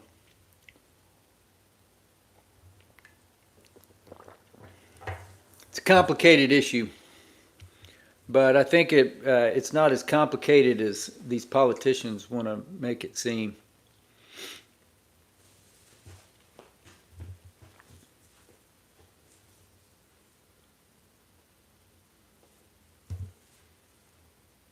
What do you guys think of this setup? This setup work okay?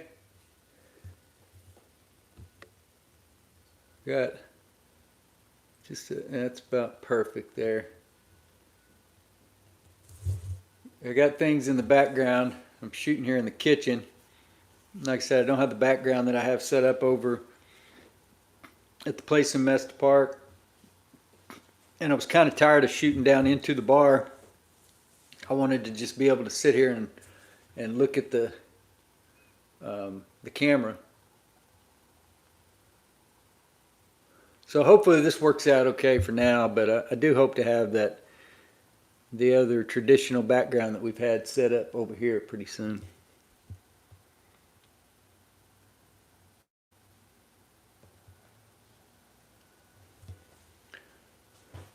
Let's see, we've already fueled up the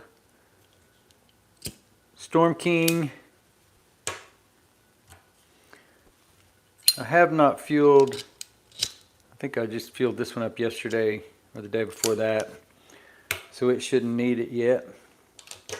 We may fill up another petroliter. This Cygnus should still have plenty in it.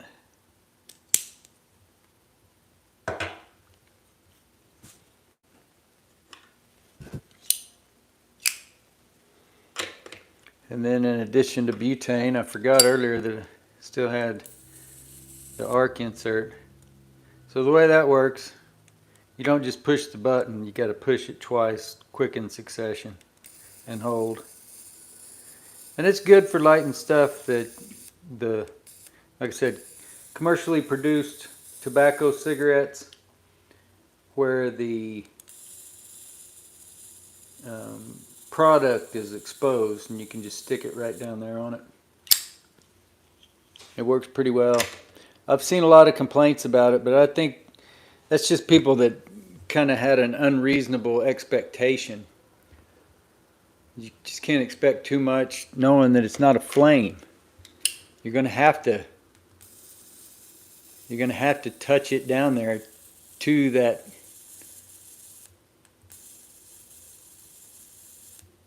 arc where, you know, right down there on ground zero. Can't hold it up off of here. It's what I would call a facsimile of a flame. Definitely not an actual flame. Maybe it rises up just a little bit. It's kind of bent up a little bit by design, but not much.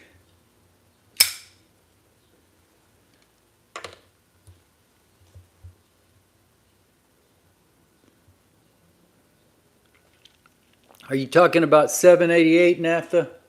What setup are you talking about that's good? I think it's good, but like I said, I think it could be better. I definitely don't think it's right that people are still in jail for doing things that are perfectly legal now. I know they broke the law back then, but there's people that were, you know, they're serving sentences which just don't indicate the severity of what they did.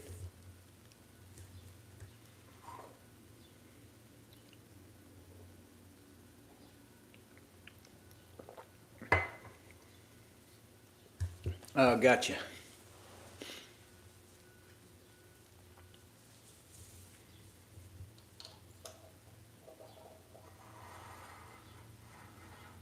Well, that's the first cup of coffee I've had since the last live stream we did. And like I said earlier, I don't drink caffeine, so it's always decaf. I do enjoy it though.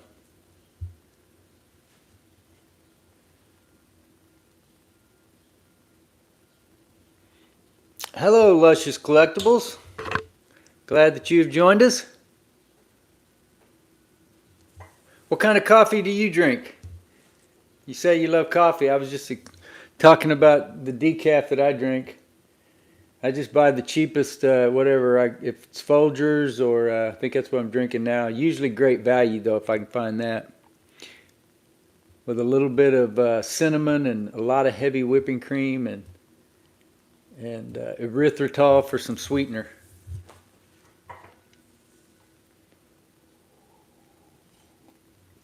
Even back in the day though, when I was working nights and overnights at the Postal Service, smoking cigarettes out on break time to try to stay awake and drinking coffee, it never seemed like coffee and the caffeine in coffee really helped me stay awake. I was always able to fall asleep there keying on those letter sorting machines. And I wasn't the only one. There were plenty of other people falling asleep. It was a hard job, a mundane, mind-dulling job. Hello, Scott. Glad that you made it back.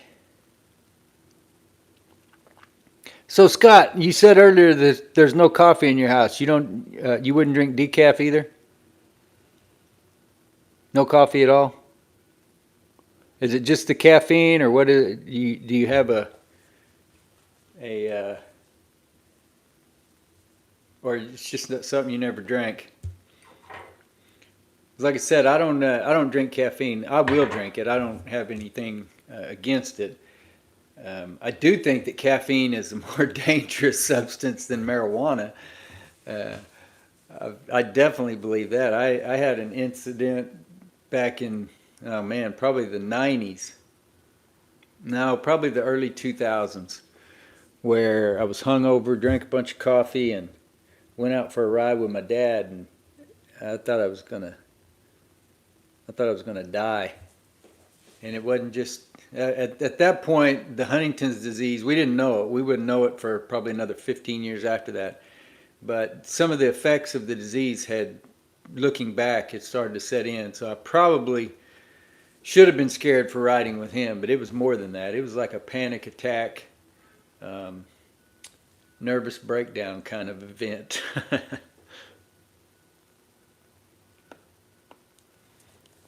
So there's definitely some issues with caffeine, and besides that incident where, like I said, this sense of impending doom and like I was going to die that day,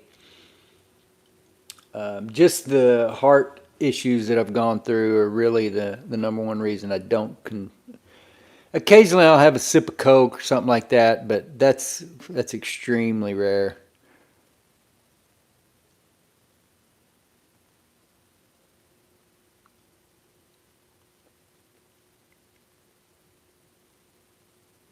Can't even remember the last time I had regular coffee. But there were times in the past where I wouldn't have the caffeine and sodas and stuff like that, especially before I quit sugar. Um, I wouldn't have thought anything about that caffeine.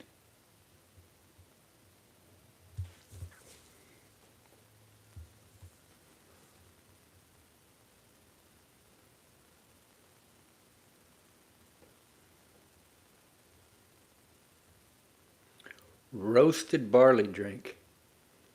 That sounds like that sounds like a craft beer. I take it it's no alcohol though. If you're saying you're gonna incorporate it in a mocktail. Yeah, well, I can't remember. Maybe Zippo Daily Fix. Somebody on here was asking me why even bother if I'm going to drink caffeine. But I really just drink, or if I'm not going to drink caffeine, if I'm going to drink decaf. But for me, I just enjoy it. Um, just like drinking a glass of ice water or soda or whatever. It's I never really felt the caffeine boost anyway. And actually, that was kind of when I started watching what I consumed in caffeine that's in sodas. Was probably 7, 8 years ago now. I went to lunch with my wife and in-laws on a Sunday and had a couple of Cokes while I was at lunch. And when we went back, I felt really tired and she did too, so we both laid down. And it was like I was jumpy from the coke. It was weird. While I felt tired, it was like I was somewhat restless. So since then, I really have watched the caffeine intake. Period.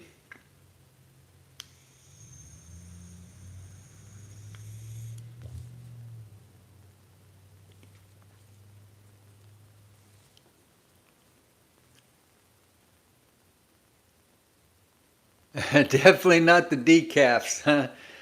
Luscious. Yeah.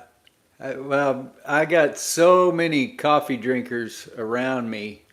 Um, my daughter and son-in-law, they both, man, it's like we got something around here called Dutch Brothers, and they drink that Dutch Brothers coffee all the time. My wife, she's a big coffee drinker. My son, he drinks a lot of energy drinks and that kind of stuff. I'm trying to think. My father-in-law and my mother both drink decaf. I think that's really the only other two people I know that drink decaf. And there were times, especially when I was working at the place over in Mesta Park by myself all day, I would, and even over here, if I was doing the same stuff, everything was set up over there to where I could really get a lot of work done in a short period of time. And there were times where I'd drink 3 or 4 cups of coffee, decaf, in one day. But that was probably winter time too, and there's yeah, this time of year definitely not because it's so hot over there. No, there's window unit air conditioning, but very hard to cool that place down as little time as I spend over there.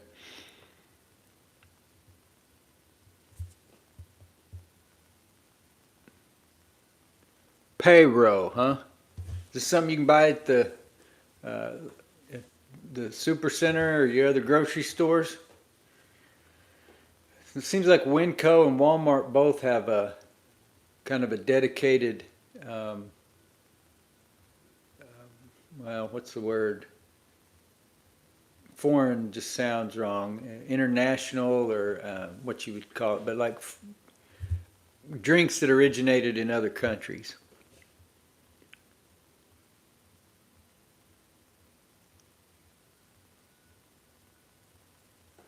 Yeah. Well, I'm not a fan of alcohol either. I don't begrudge anybody who wants to do it, but I would definitely strongly encourage anyone who has had a problem with alcohol. If alcohol gets to be a problem with your job or your friends, or you find yourself having to apologize the next morning on a regular basis, then it would be a good idea to go ahead and quit now before you blow your entire life up like I did. But yeah, there's plenty of people that can just have a drink and I don't really think there's any comparison between alcohol and weed. Alcohol is so destructive to the body, and marijuana seems to be beneficial in so many ways. But that's kind of the way that I use marijuana. Like I said, if I'm doing the right activities, or I don't know if that right is the correct word, but there's times when I might smoke quite a bit in a day, or use it in some form of a drink or dab or whatever. And then there's other times where, like I said, I have one at the end of the night. But alcohol, I didn't have that kind of control over. When I was drinking alcohol, it was a destructive force in my life that I allowed for, I don't know, 17, 18 years straight. That um, I don't know. I couldn't just have a few with friends. I was always going to do it in excess, and to the point that it was it was literally killing me.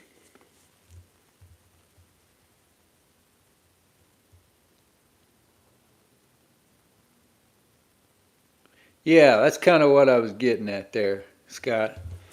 The I can't remember the brands, but especially like with flavored sodas, there's several Hispanic brands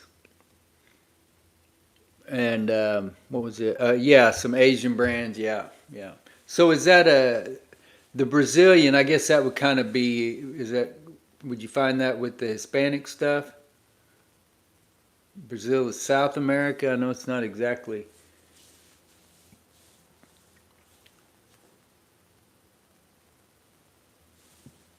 Not exactly the same category, and I may be sounding somewhat ignorant, even talking about it the way I am.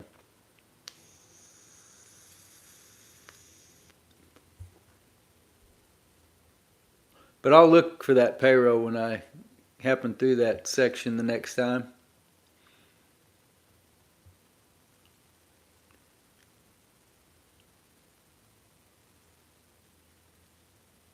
Yeah, there you go, Doritos. That was the one.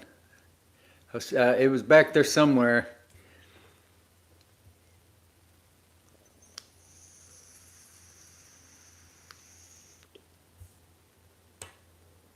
You know, NAFTA, the edible marijuana can. There's a lot of factors that go into that. Because I've heard that before. People that say it just doesn't work on me, and maybe it is some kind of chemical thing like that. Um, but there's also, like if you eat an edible right after a big meal, then it's not going to go through your system till all that other food you just ate. So I think a lot of times people will, they'll think it's not working, they go to bed, and most of the effects happen while they're asleep. I've also had people tell me that it didn't affect them till the next day. And I think that could happen if you had enough food in your stomach that was queued up before the edible. So it's like I said, there's several factors, but I don't doubt at all that it. Another thing that which can make edibles not work on you are your tolerance being so high. Can make a major difference. Which that's been my issue. Like I mentioned earlier, using the vape cartridges, and how that has at one point drove my tolerance up so high. But at one point I was smoking so many joints in a day. Might have been 10 or 12 in a day, especially when I was publishing a lot of videos, making a lot of videos over there at the place in Mesta Park. Um, yeah, then my tolerance was so high that an edible didn't really have any effect, or you have to take so much that, and then the effect is diminished compared to what a lighter dose would have been before.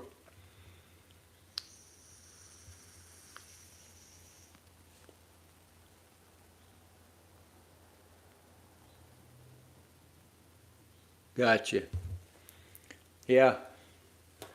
Yeah, there's certain things, and each one of those stores also seems to kind of have their own little niche of what they keep. Of some of those stores are laid out kind of weird. At Winco, they don't keep the rice and the pasta in the same place. Some completely different aisles. And then it seems like they also have a different aisle for like the international starches.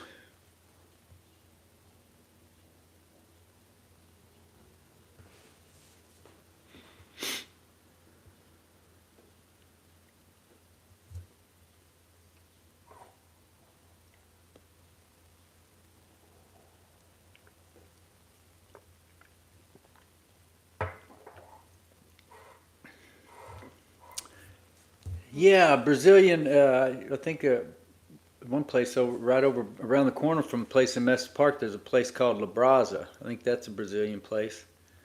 Um, and we've got some really good food here in Oklahoma City. Uh, a lot of like burger places and South American breakfast places. Place called Cafe Cacao. I think that's, can't remember what actual um, what country that comes from. what kind of cuisine it is, but they have something called pupusas, which are like a griddle cake that's stuffed with cheese and then has this marinated pork all over the top of it. Another place, another South American place called Cafe Antigua. Anyway, we've got some good ethnic places here in Oklahoma City. Another great burger place that just opened, a place called Sun Cattle Company. It is outstanding onion burgers. But there's a lot of Mexican food. There's burger places all over the place. Pizza, man, there's so many pizza places. We've got several of these places. I don't know where you guys are at. They have them, but like these collective type places where you'll basically have food booths inside. It's kind of like a food mall, kind of like the food court at the mall used to be, but it's just a place that people drive to. And then there's tables inside or outside, and they got a bar. And anyway, a lot of different setups like that. A lot of good places to eat around here.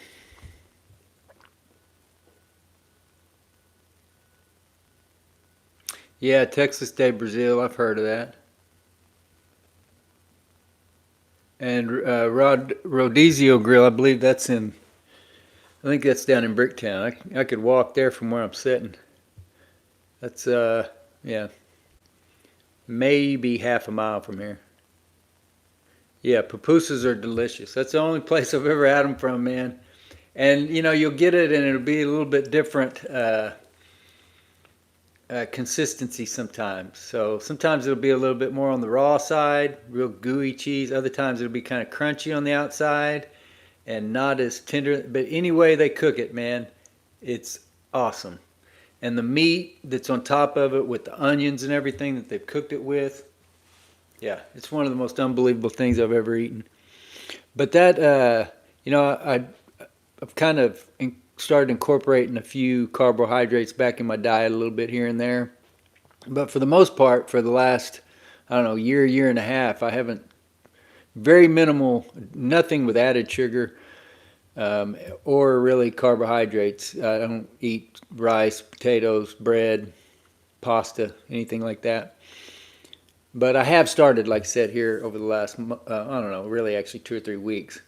But I hadn't been back to Sun Coast since then. The 2 times that I went there, I got the onion cheeseburger, but on a lettuce wrap. And even on that lettuce wrap, man, that may have been the best burger I've ever eaten. It was outstanding. Next time I go, I think I'll go ahead and eat the bun and just see. But yeah, that was a tremendous burger. If you're in Oklahoma City or coming through Oklahoma City or NAFTA, even if you wanted to drive down from Tulsa, that's a place to check out. Really? Are you saying Sao Paulo is famous for their pizza?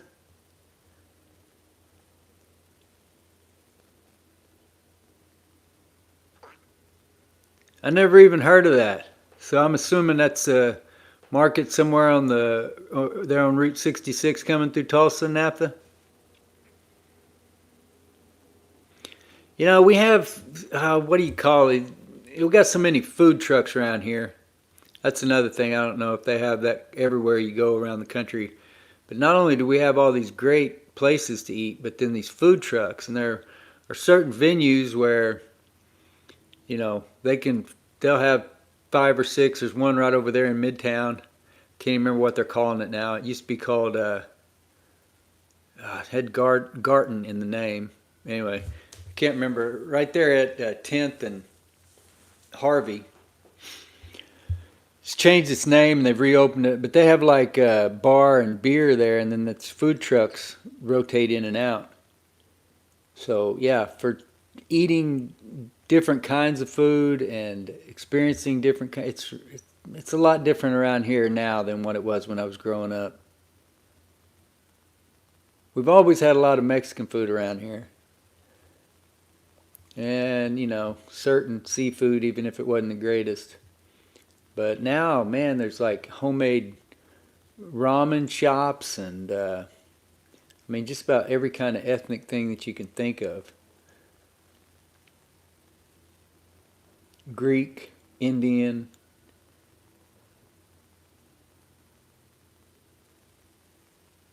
Now I got all these ones running through my mind that I can't recall. I don't remember seeing a lot of Russian food or anything like that. But there's a lot of Asian food.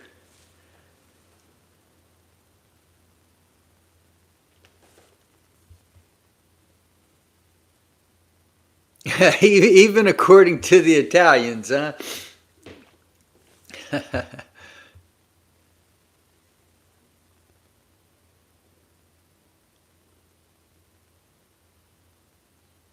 What do you mean by what do I use? Are you asking like a pipe, a joint? Is that what you're asking, Luscious? I use I have used just about every way that, like I said, edibles, um, cartridges, dabs. You know, that's one reason why this torch is sitting here, because I got to thinking that maybe I ought to make a video of the torch. It is a lighter. It's just a different form of lighter that I use for dabs. Used to use it for a big dab rig, and nowadays I use these little dab straws that work a lot quicker and don't have the potential to burn your throat near as bad.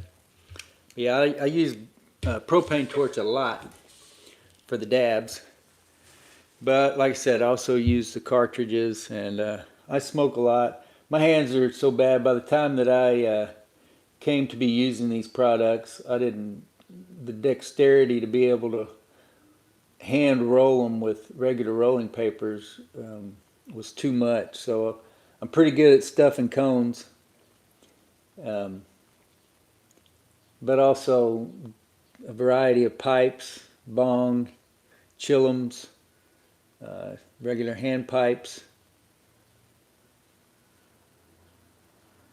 Like I said, just about every way. My main method, though, is just joints. Sprinkling all the other stuff in there, here and there.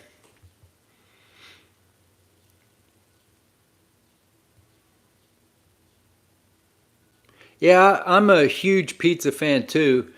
The difficulty here over the last um, couple years has been, well, year and a half or so, that I couldn't or quit eating carbs. Was where I went, did they have like a cauliflower crust that truly is a cauliflower crust, not with some other kind of carbohydrate mixed in with it. And there really are there's a lot of differences in the carbohydrate or in the cauliflower crust that you can, but even, who knows, maybe even the ones that include some flour or whatever isn't as bad as just a purely one made from regular all-purpose flour or whatever. Just like whole grain is probably better than the white flour. But so I've eaten a lot of pizza on cauliflower crust and stuff for the last year, and I didn't like it any less. I just love pizza. I love the cheese, the toppings, the vegetables, the meats. The only pizza topping that I'm not a huge fan of is the Canadian bacon.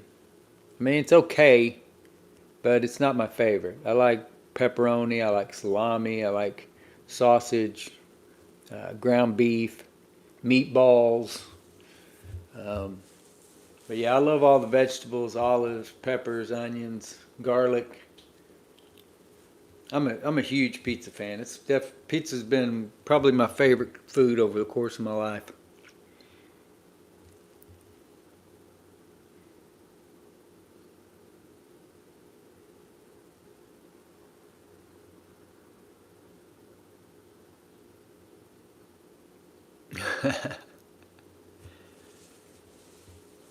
Yeah, I'll have to check that out, NAFTA. Would you say it was called the Mother Road Market? Is that like a food truck kind of deal? And is it a regular thing or something that just happens like once? I know I just saw an advertisement earlier in the week, or maybe it was at the end of last week, about a deal up in Edmond. It's called, I think, Herd on Third or something like that. And it's like a big food truck gathering. But they only have it like once a year. But like I said, we've got a couple of places around here. The place up on 10th and Hudson. And there used to be one right down here at like 6th and Broadway that I don't know if that ever opened back up after the pandemic. But there's some of these places, these venues that were basically built to host food trucks. And now, you know, like the one up on 10th and Hudson, or 10th and Harvey will have, I don't know, 4, 5, 6 different trucks at a time.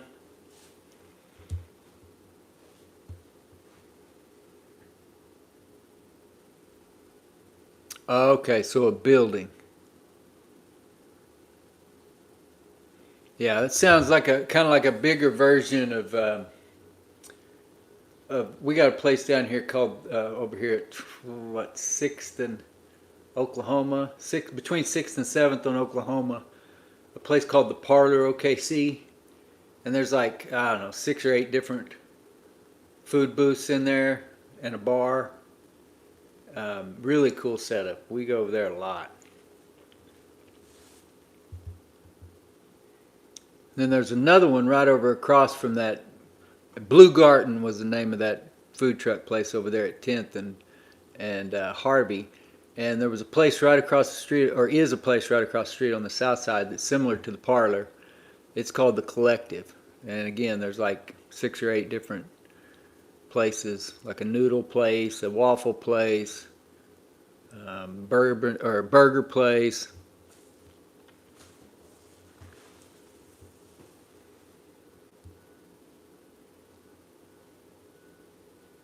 So Luscious, what was it that you tried back in 2002?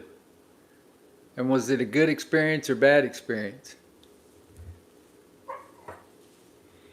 That's not the reason you haven't done it again in 21 years, is it? I get the legality thing because um, that was pretty much my stance when it was illegal around here. Is I wasn't willing to go to jail for it, but at the same time, I'll say it's how misguided that I stayed away from marijuana because of, well, I don't know if it's misguided or not. I definitely didn't want to I don't want to go to prison. But the marijuana definitely helped me get off of alcohol, and I'm much healthier. And like I said, it even seems to have some health benefits. There were no benefits from the alcohol.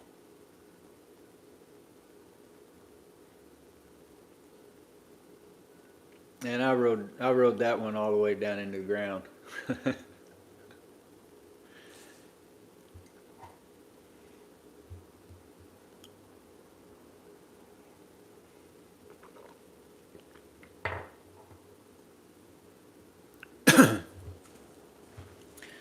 Yeah, I hear what you're saying. I definitely think with a ketogenic type diet, staying away from carbs and sugar, you can lose weight in a quick amount of time.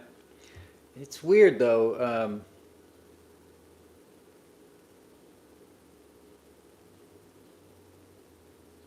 For one thing, I think that my alcoholism really screwed up my stomach.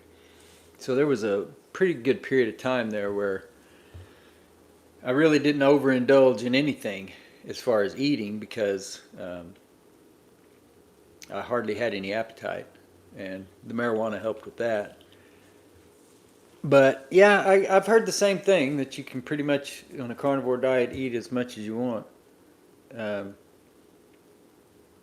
but I do think you might need to kind of balance that because there are some other vitamins and minerals and some other things you may need.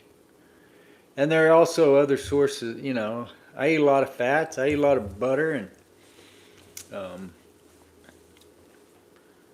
coconut oil, and I make my own peanut butter. and almond butter and other nuts and seeds, and incorporate the butter and olive oil into that.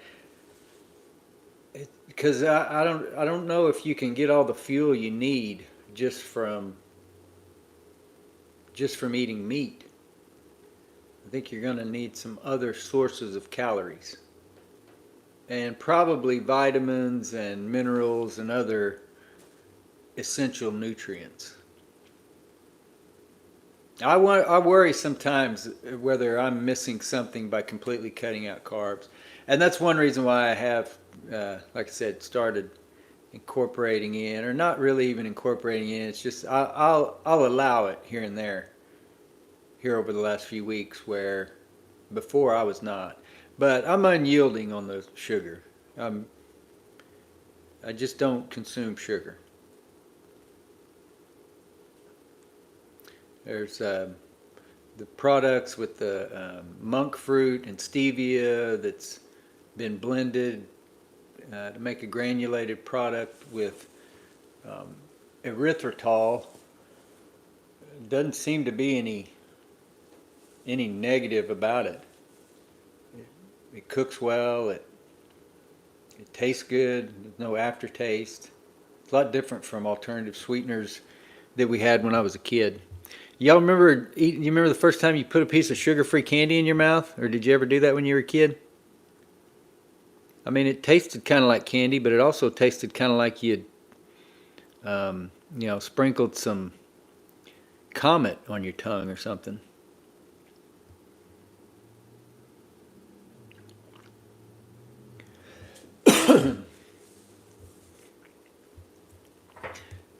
What would you say, Luscious? What is a carnivore? I mean, a carnivore diet, they'll eat like dairy, right?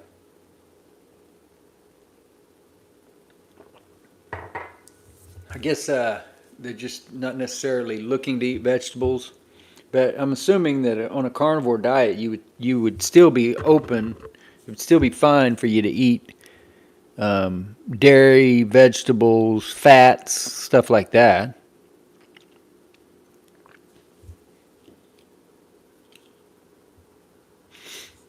I just got the 20% warning, so not looking to hang up just yet or anything. Just to let you guys know that I don't know, 20% might give us another half hour, 45 minutes, something like that. But I'll let you know again if we're still on at the 10% mark.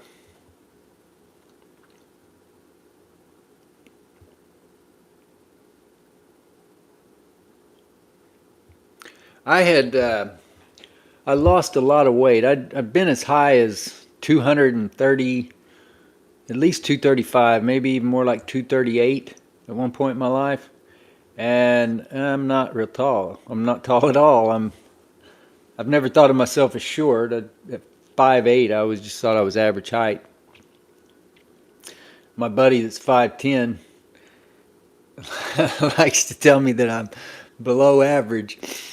Um, but anyway, I've been pretty heavy, and nowadays I haven't been on a scale in a good while now, but I'm probably lucky if I'm 140.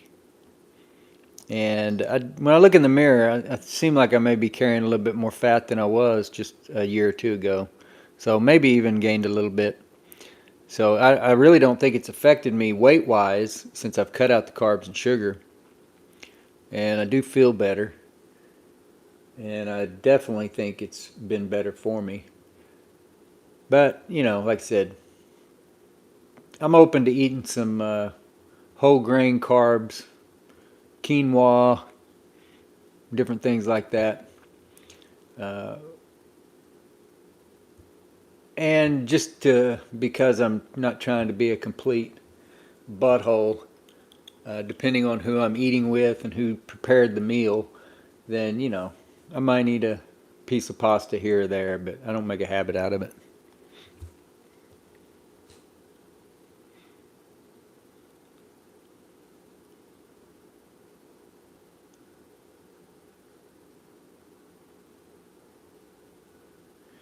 Yeah, you definitely want to inhale it like you do cigarettes. But I'll say this too, Luscious, that if you are completely naive to THC, yeah, it doesn't take much. Um, and is there any chance that you were drinking when you did it?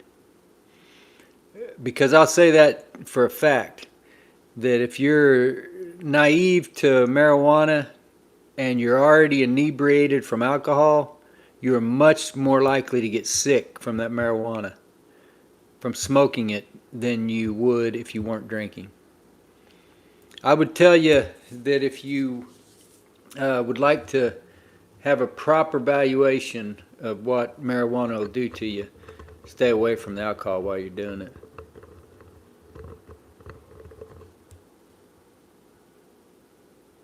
But yeah, it's not like, I guess cigars you're not supposed to inhale. But as a matter of fact, not only are you supposed to inhale marijuana, at least to get the full effect, but there's plenty of people that you'll smoke with that they'll hold it as long as they can. And according to everything I've read, you don't really get any better effects by holding it in. That chances are you're getting lightheaded from holding your breath so long, and you may be actually doing more damage to yourself than good. You know, I've seen plenty of people smoke it just like people do cigarettes, where it's in and out. I see other people hold it for different variations of time. Sometimes I'll hold it, but the majority of the time it's in. Maybe I pause for a beat before I exhale, but I don't stumble over myself trying to hold it in to where I couldn't even carry on a conversation. But I've been around plenty of people that did. But you definitely want to inhale. Hello, Azrael. Glad that you've joined us. It's been a while, my friend. How are things in Indonesia?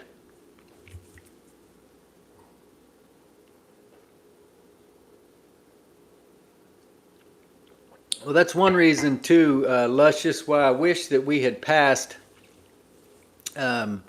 medical or recreational here in Oklahoma, because it would have, like, Arkansas has a medical program, but it's so restrictive. They've only got like 2 dispensaries in the whole state or something. It's crazy. I think it's a similar situation in Missouri. I'm not sure about Kansas. Texas, I think they have a program, but it's very restrictive. So, there's plenty of people. Like I said, I really don't think there's any comparison. But a person can use marijuana to help you get off a much more dangerous substance like alcohol. I can say that because I did it. And,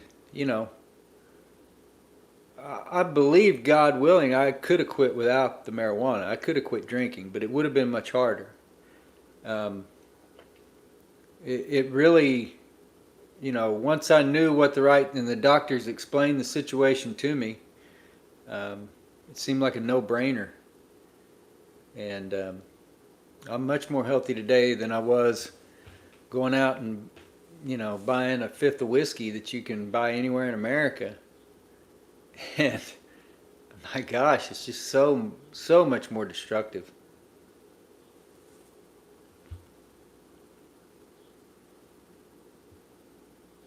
Yeah, Azrael, it's been too long. Glad that you were able to join us, though. It's funny how, you and NAFTA and Professor Scott, you guys have been some of the more regular participants, and there have been others too. East Wall there for a while was joining us pretty much every week. Zippo Daily Fix.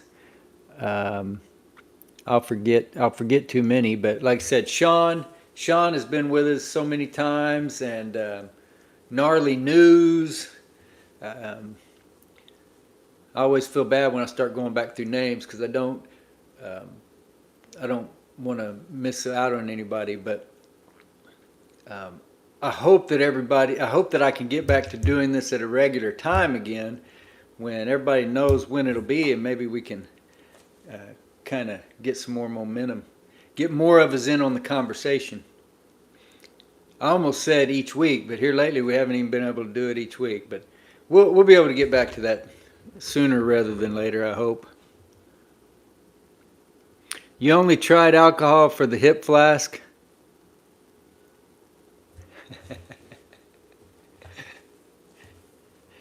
Well, there you go.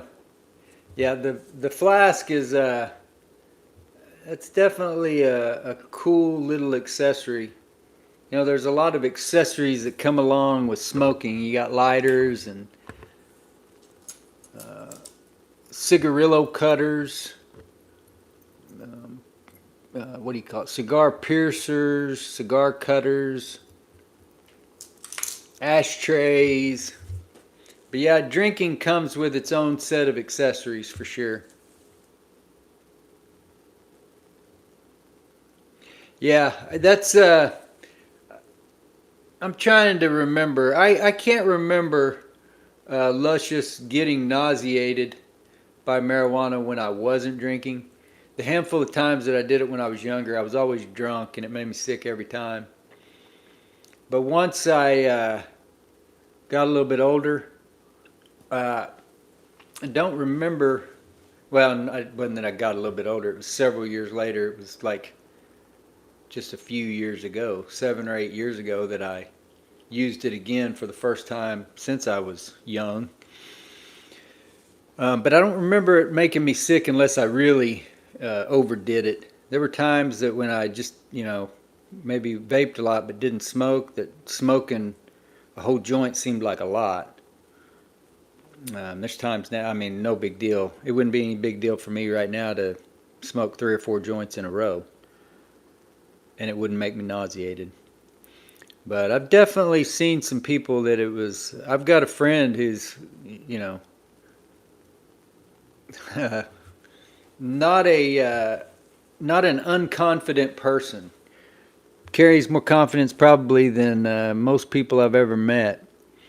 And but he never smokes. And we sit there and smoked one day over at his house a couple of years ago. Well, a few years ago now, 4 or 5.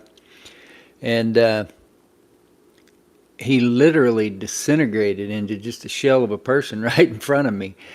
To the point that he just, I mean, within 10 minutes of us, the two of us sharing one joint, we were back in his living room just talking, and he couldn't hardly, he couldn't have a like clear thought, to the point that he said, "Man, I'm sorry, but I'm gonna have to go to bed. I don't really want to kick you out of here, but I got to go lay down." So it can definitely have an effect on you in a negative way, especially if you're new to it. I don't know if you overdid it or not. I also don't know exactly, what kind of product it was that you used, but you might try, next time you get the opportunity, just take a hit or two and then, you know, wait a half hour and see how you feel. That's the other thing about smoking it. It's going to affect you a lot quicker than eating it. Eating it could take a little bit of time, like I said, especially if you've got other food already queued up in your stomach. Okay, so the carnivore diet is uh, beef, pork, chicken, eggs, and cheese. Yeah, yeah, I think you're on the right path. I think you can lose a lot of weight and lose it quickly. So on that diet, then would they not eat like shellfish or seafood, or maybe just certain fishes? Yeah, that's I don't know, man. I need a little bit more vegetables than that. I need some broccoli and some asparagus and some green beans. I don't eat corn. There's too much sugar content in that, too many carbs, too much bad digestion stuff.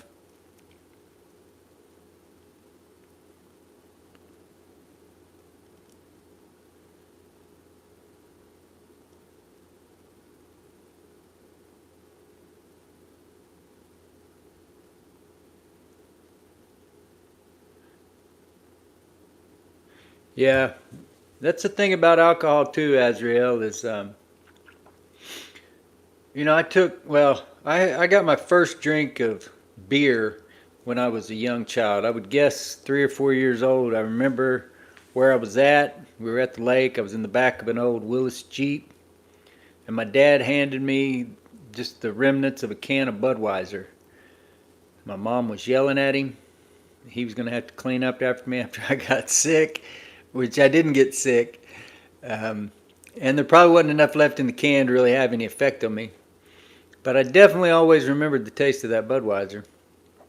But I didn't I didn't drink again until I was um, other than my buddy Eric being drunk and forcing me to take one drink one night when we were juniors in high school, so I'd have been 16 or 17 years old. I didn't really start drinking until about a year later, during the second half of my senior year. And you know, those first few times that you get drunk, they turn into something that you're chasing down the line. Your tolerance gets so high and it takes so much more. And even once you get where you're trying to go, it's not the same as it was before. You're always chasing something that you can't achieve with alcohol. Good afternoon, Boo Rock Beer. Glad that you have joined us. Sorry that you were working today, but glad that you've been able to find the time to say hello. We're not really doing anything. I should have fueled up the lighters earlier, and showed a couple off as we were in the discussion. I've almost finished my cup of coffee, but glad that you've been able to drop in. I've seen your Facebook posts lately. The lighters. I guess you post on Facebook and Instagram, because I see the Instagram post too. I get regular Instagram notifications here lately, even though I need to start posting on those other. I need to figure out some way to create some content for Instagram or TikTok. And even I did create a Facebook video that I published straight to Facebook a few weeks ago, I think. I can't remember now. But yeah, sometimes maybe I get kind of zeroed in on creating videos for the YouTube channel, and I forget that you can publish videos and other photos, whatever, other media in other places.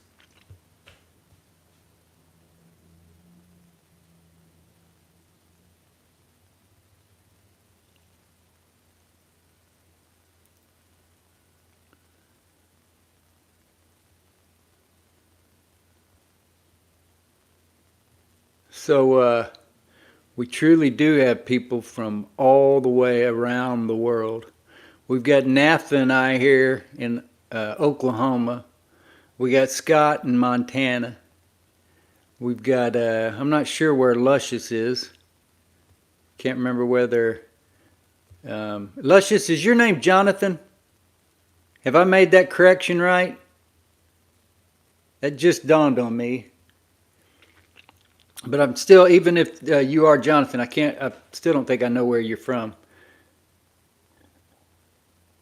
Burak is in Turkey.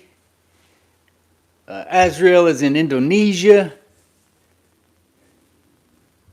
Yeah, okay, you are Jonathan. Yeah. Yeah, you have been a long-time supporter over on the Facebook page and group as well. I really appreciate that.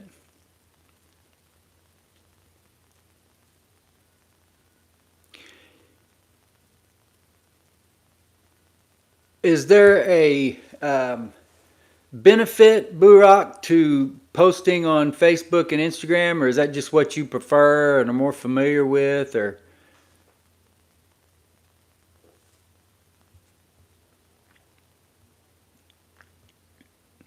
Hello, Jonathan. Back with us from Taiwan. Okay, you're in the Philippines. Good to know.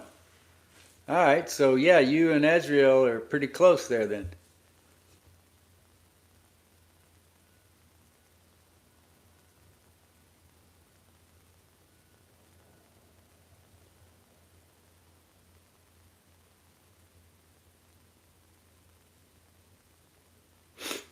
Well, it's like I said, Scott, it's a decent memory.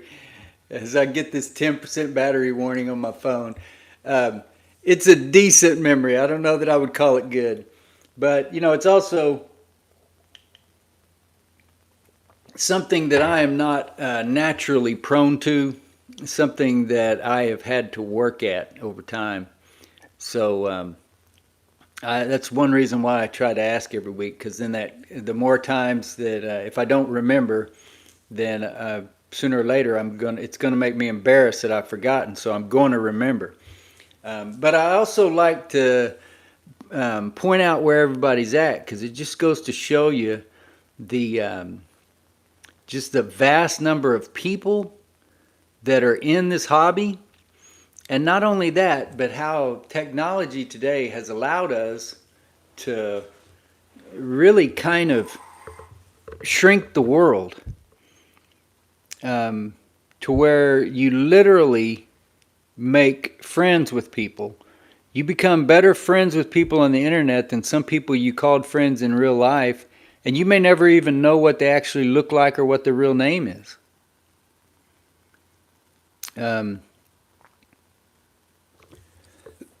Excuse me. So I know that there's people that, I'm not one of these youngsters. I'm not a millennial. I'm not constantly, texting people on my phone. I don't get all pissed off when somebody calls me.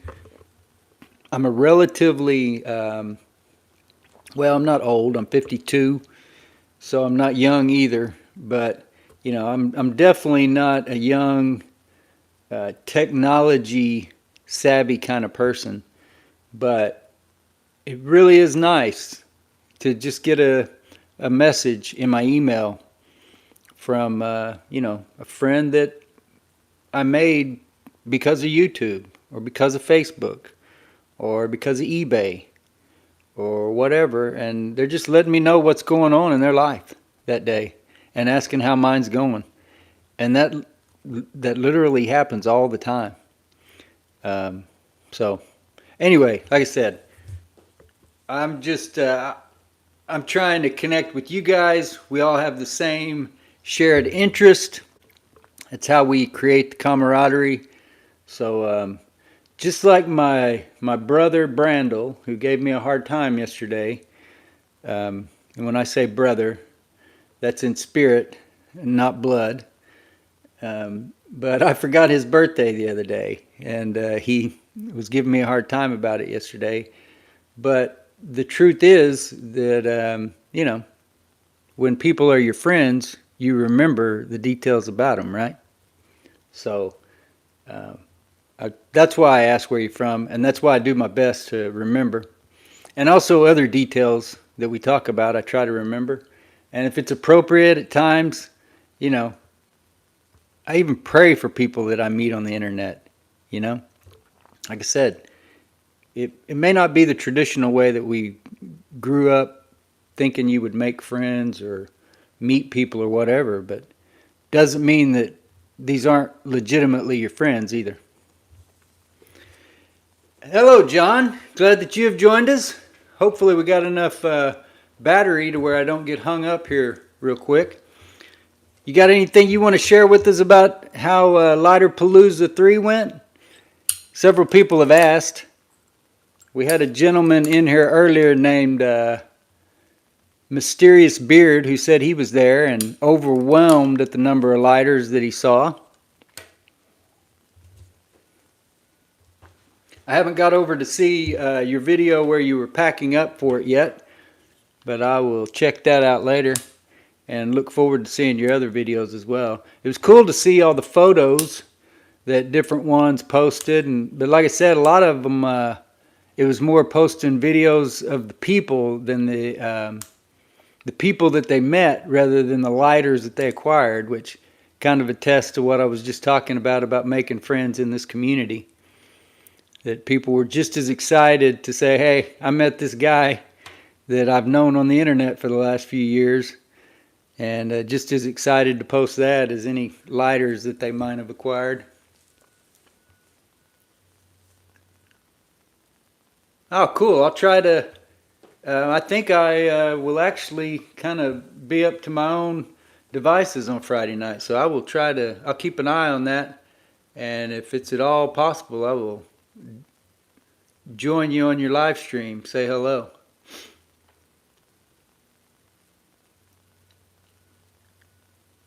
And are you in Mississippi, John? Is that right? I know you're in the South somewhere. Okay, so you met Mysterious Beard, huh?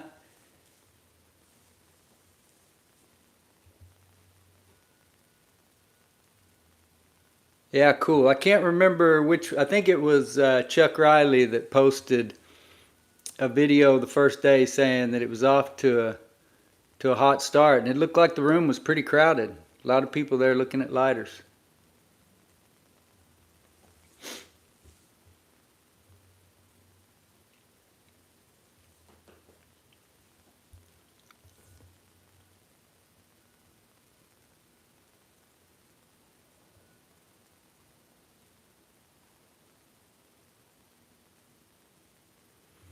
Gotcha.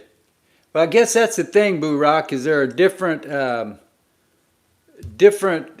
different social media outlets. There's some people that are on one and some people that are on another.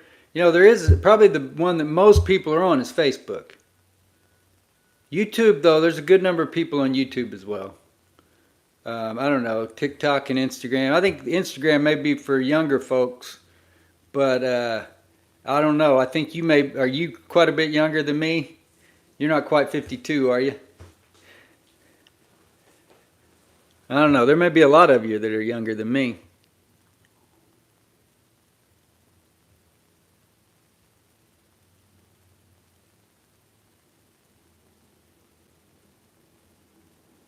Cool. Yeah, I look forward to seeing the videos.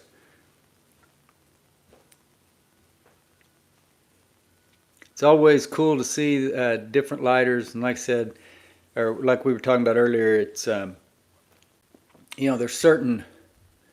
It's hard to actually really even know what you're talking about any specific lighter if you've never seen it in person.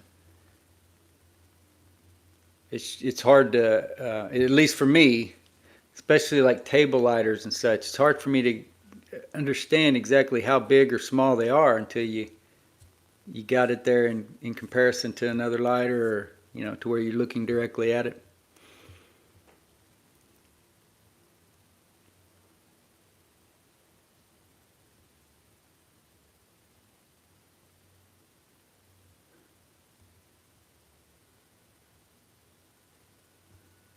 You said you think I missed your story, Azriel. Are you talking about something you said up above about drinking? Explain to me. I don't want to miss anything. I also don't want to hang up on you guys. We've been going here now for, about 160 minutes, and I did go past the 10% warning a minute ago, so yeah, sorry about that. I've wondered a time or two as I saw comments happen. It seemed well after. So I don't know if we got a lag somewhere.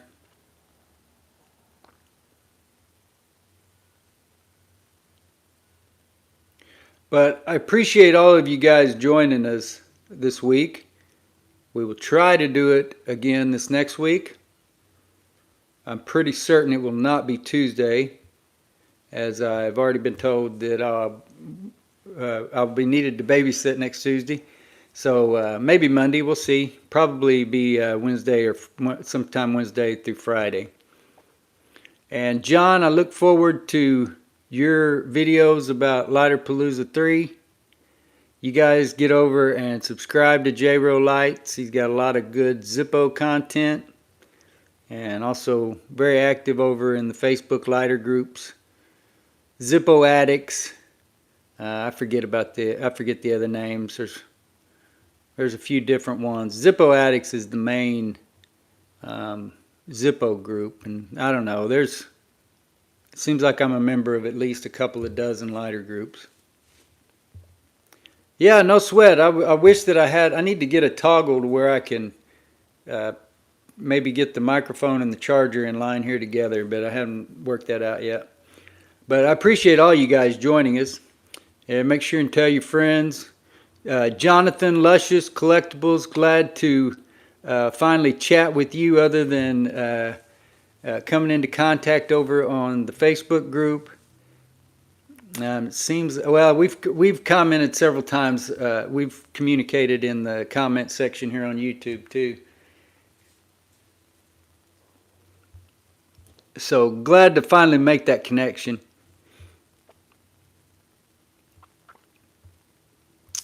And if you guys have any idea, if you would like for me to do one of these streams one week, like I said, there've been a time or two where we had a project like changing a wick or something like that. If you got an idea and want me to plan a stream around something like that, then let me know and we'll see what we can do.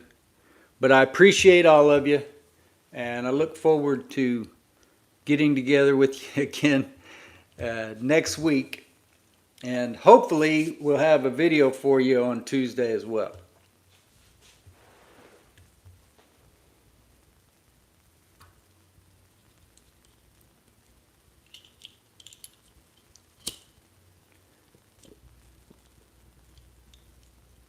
Until next time.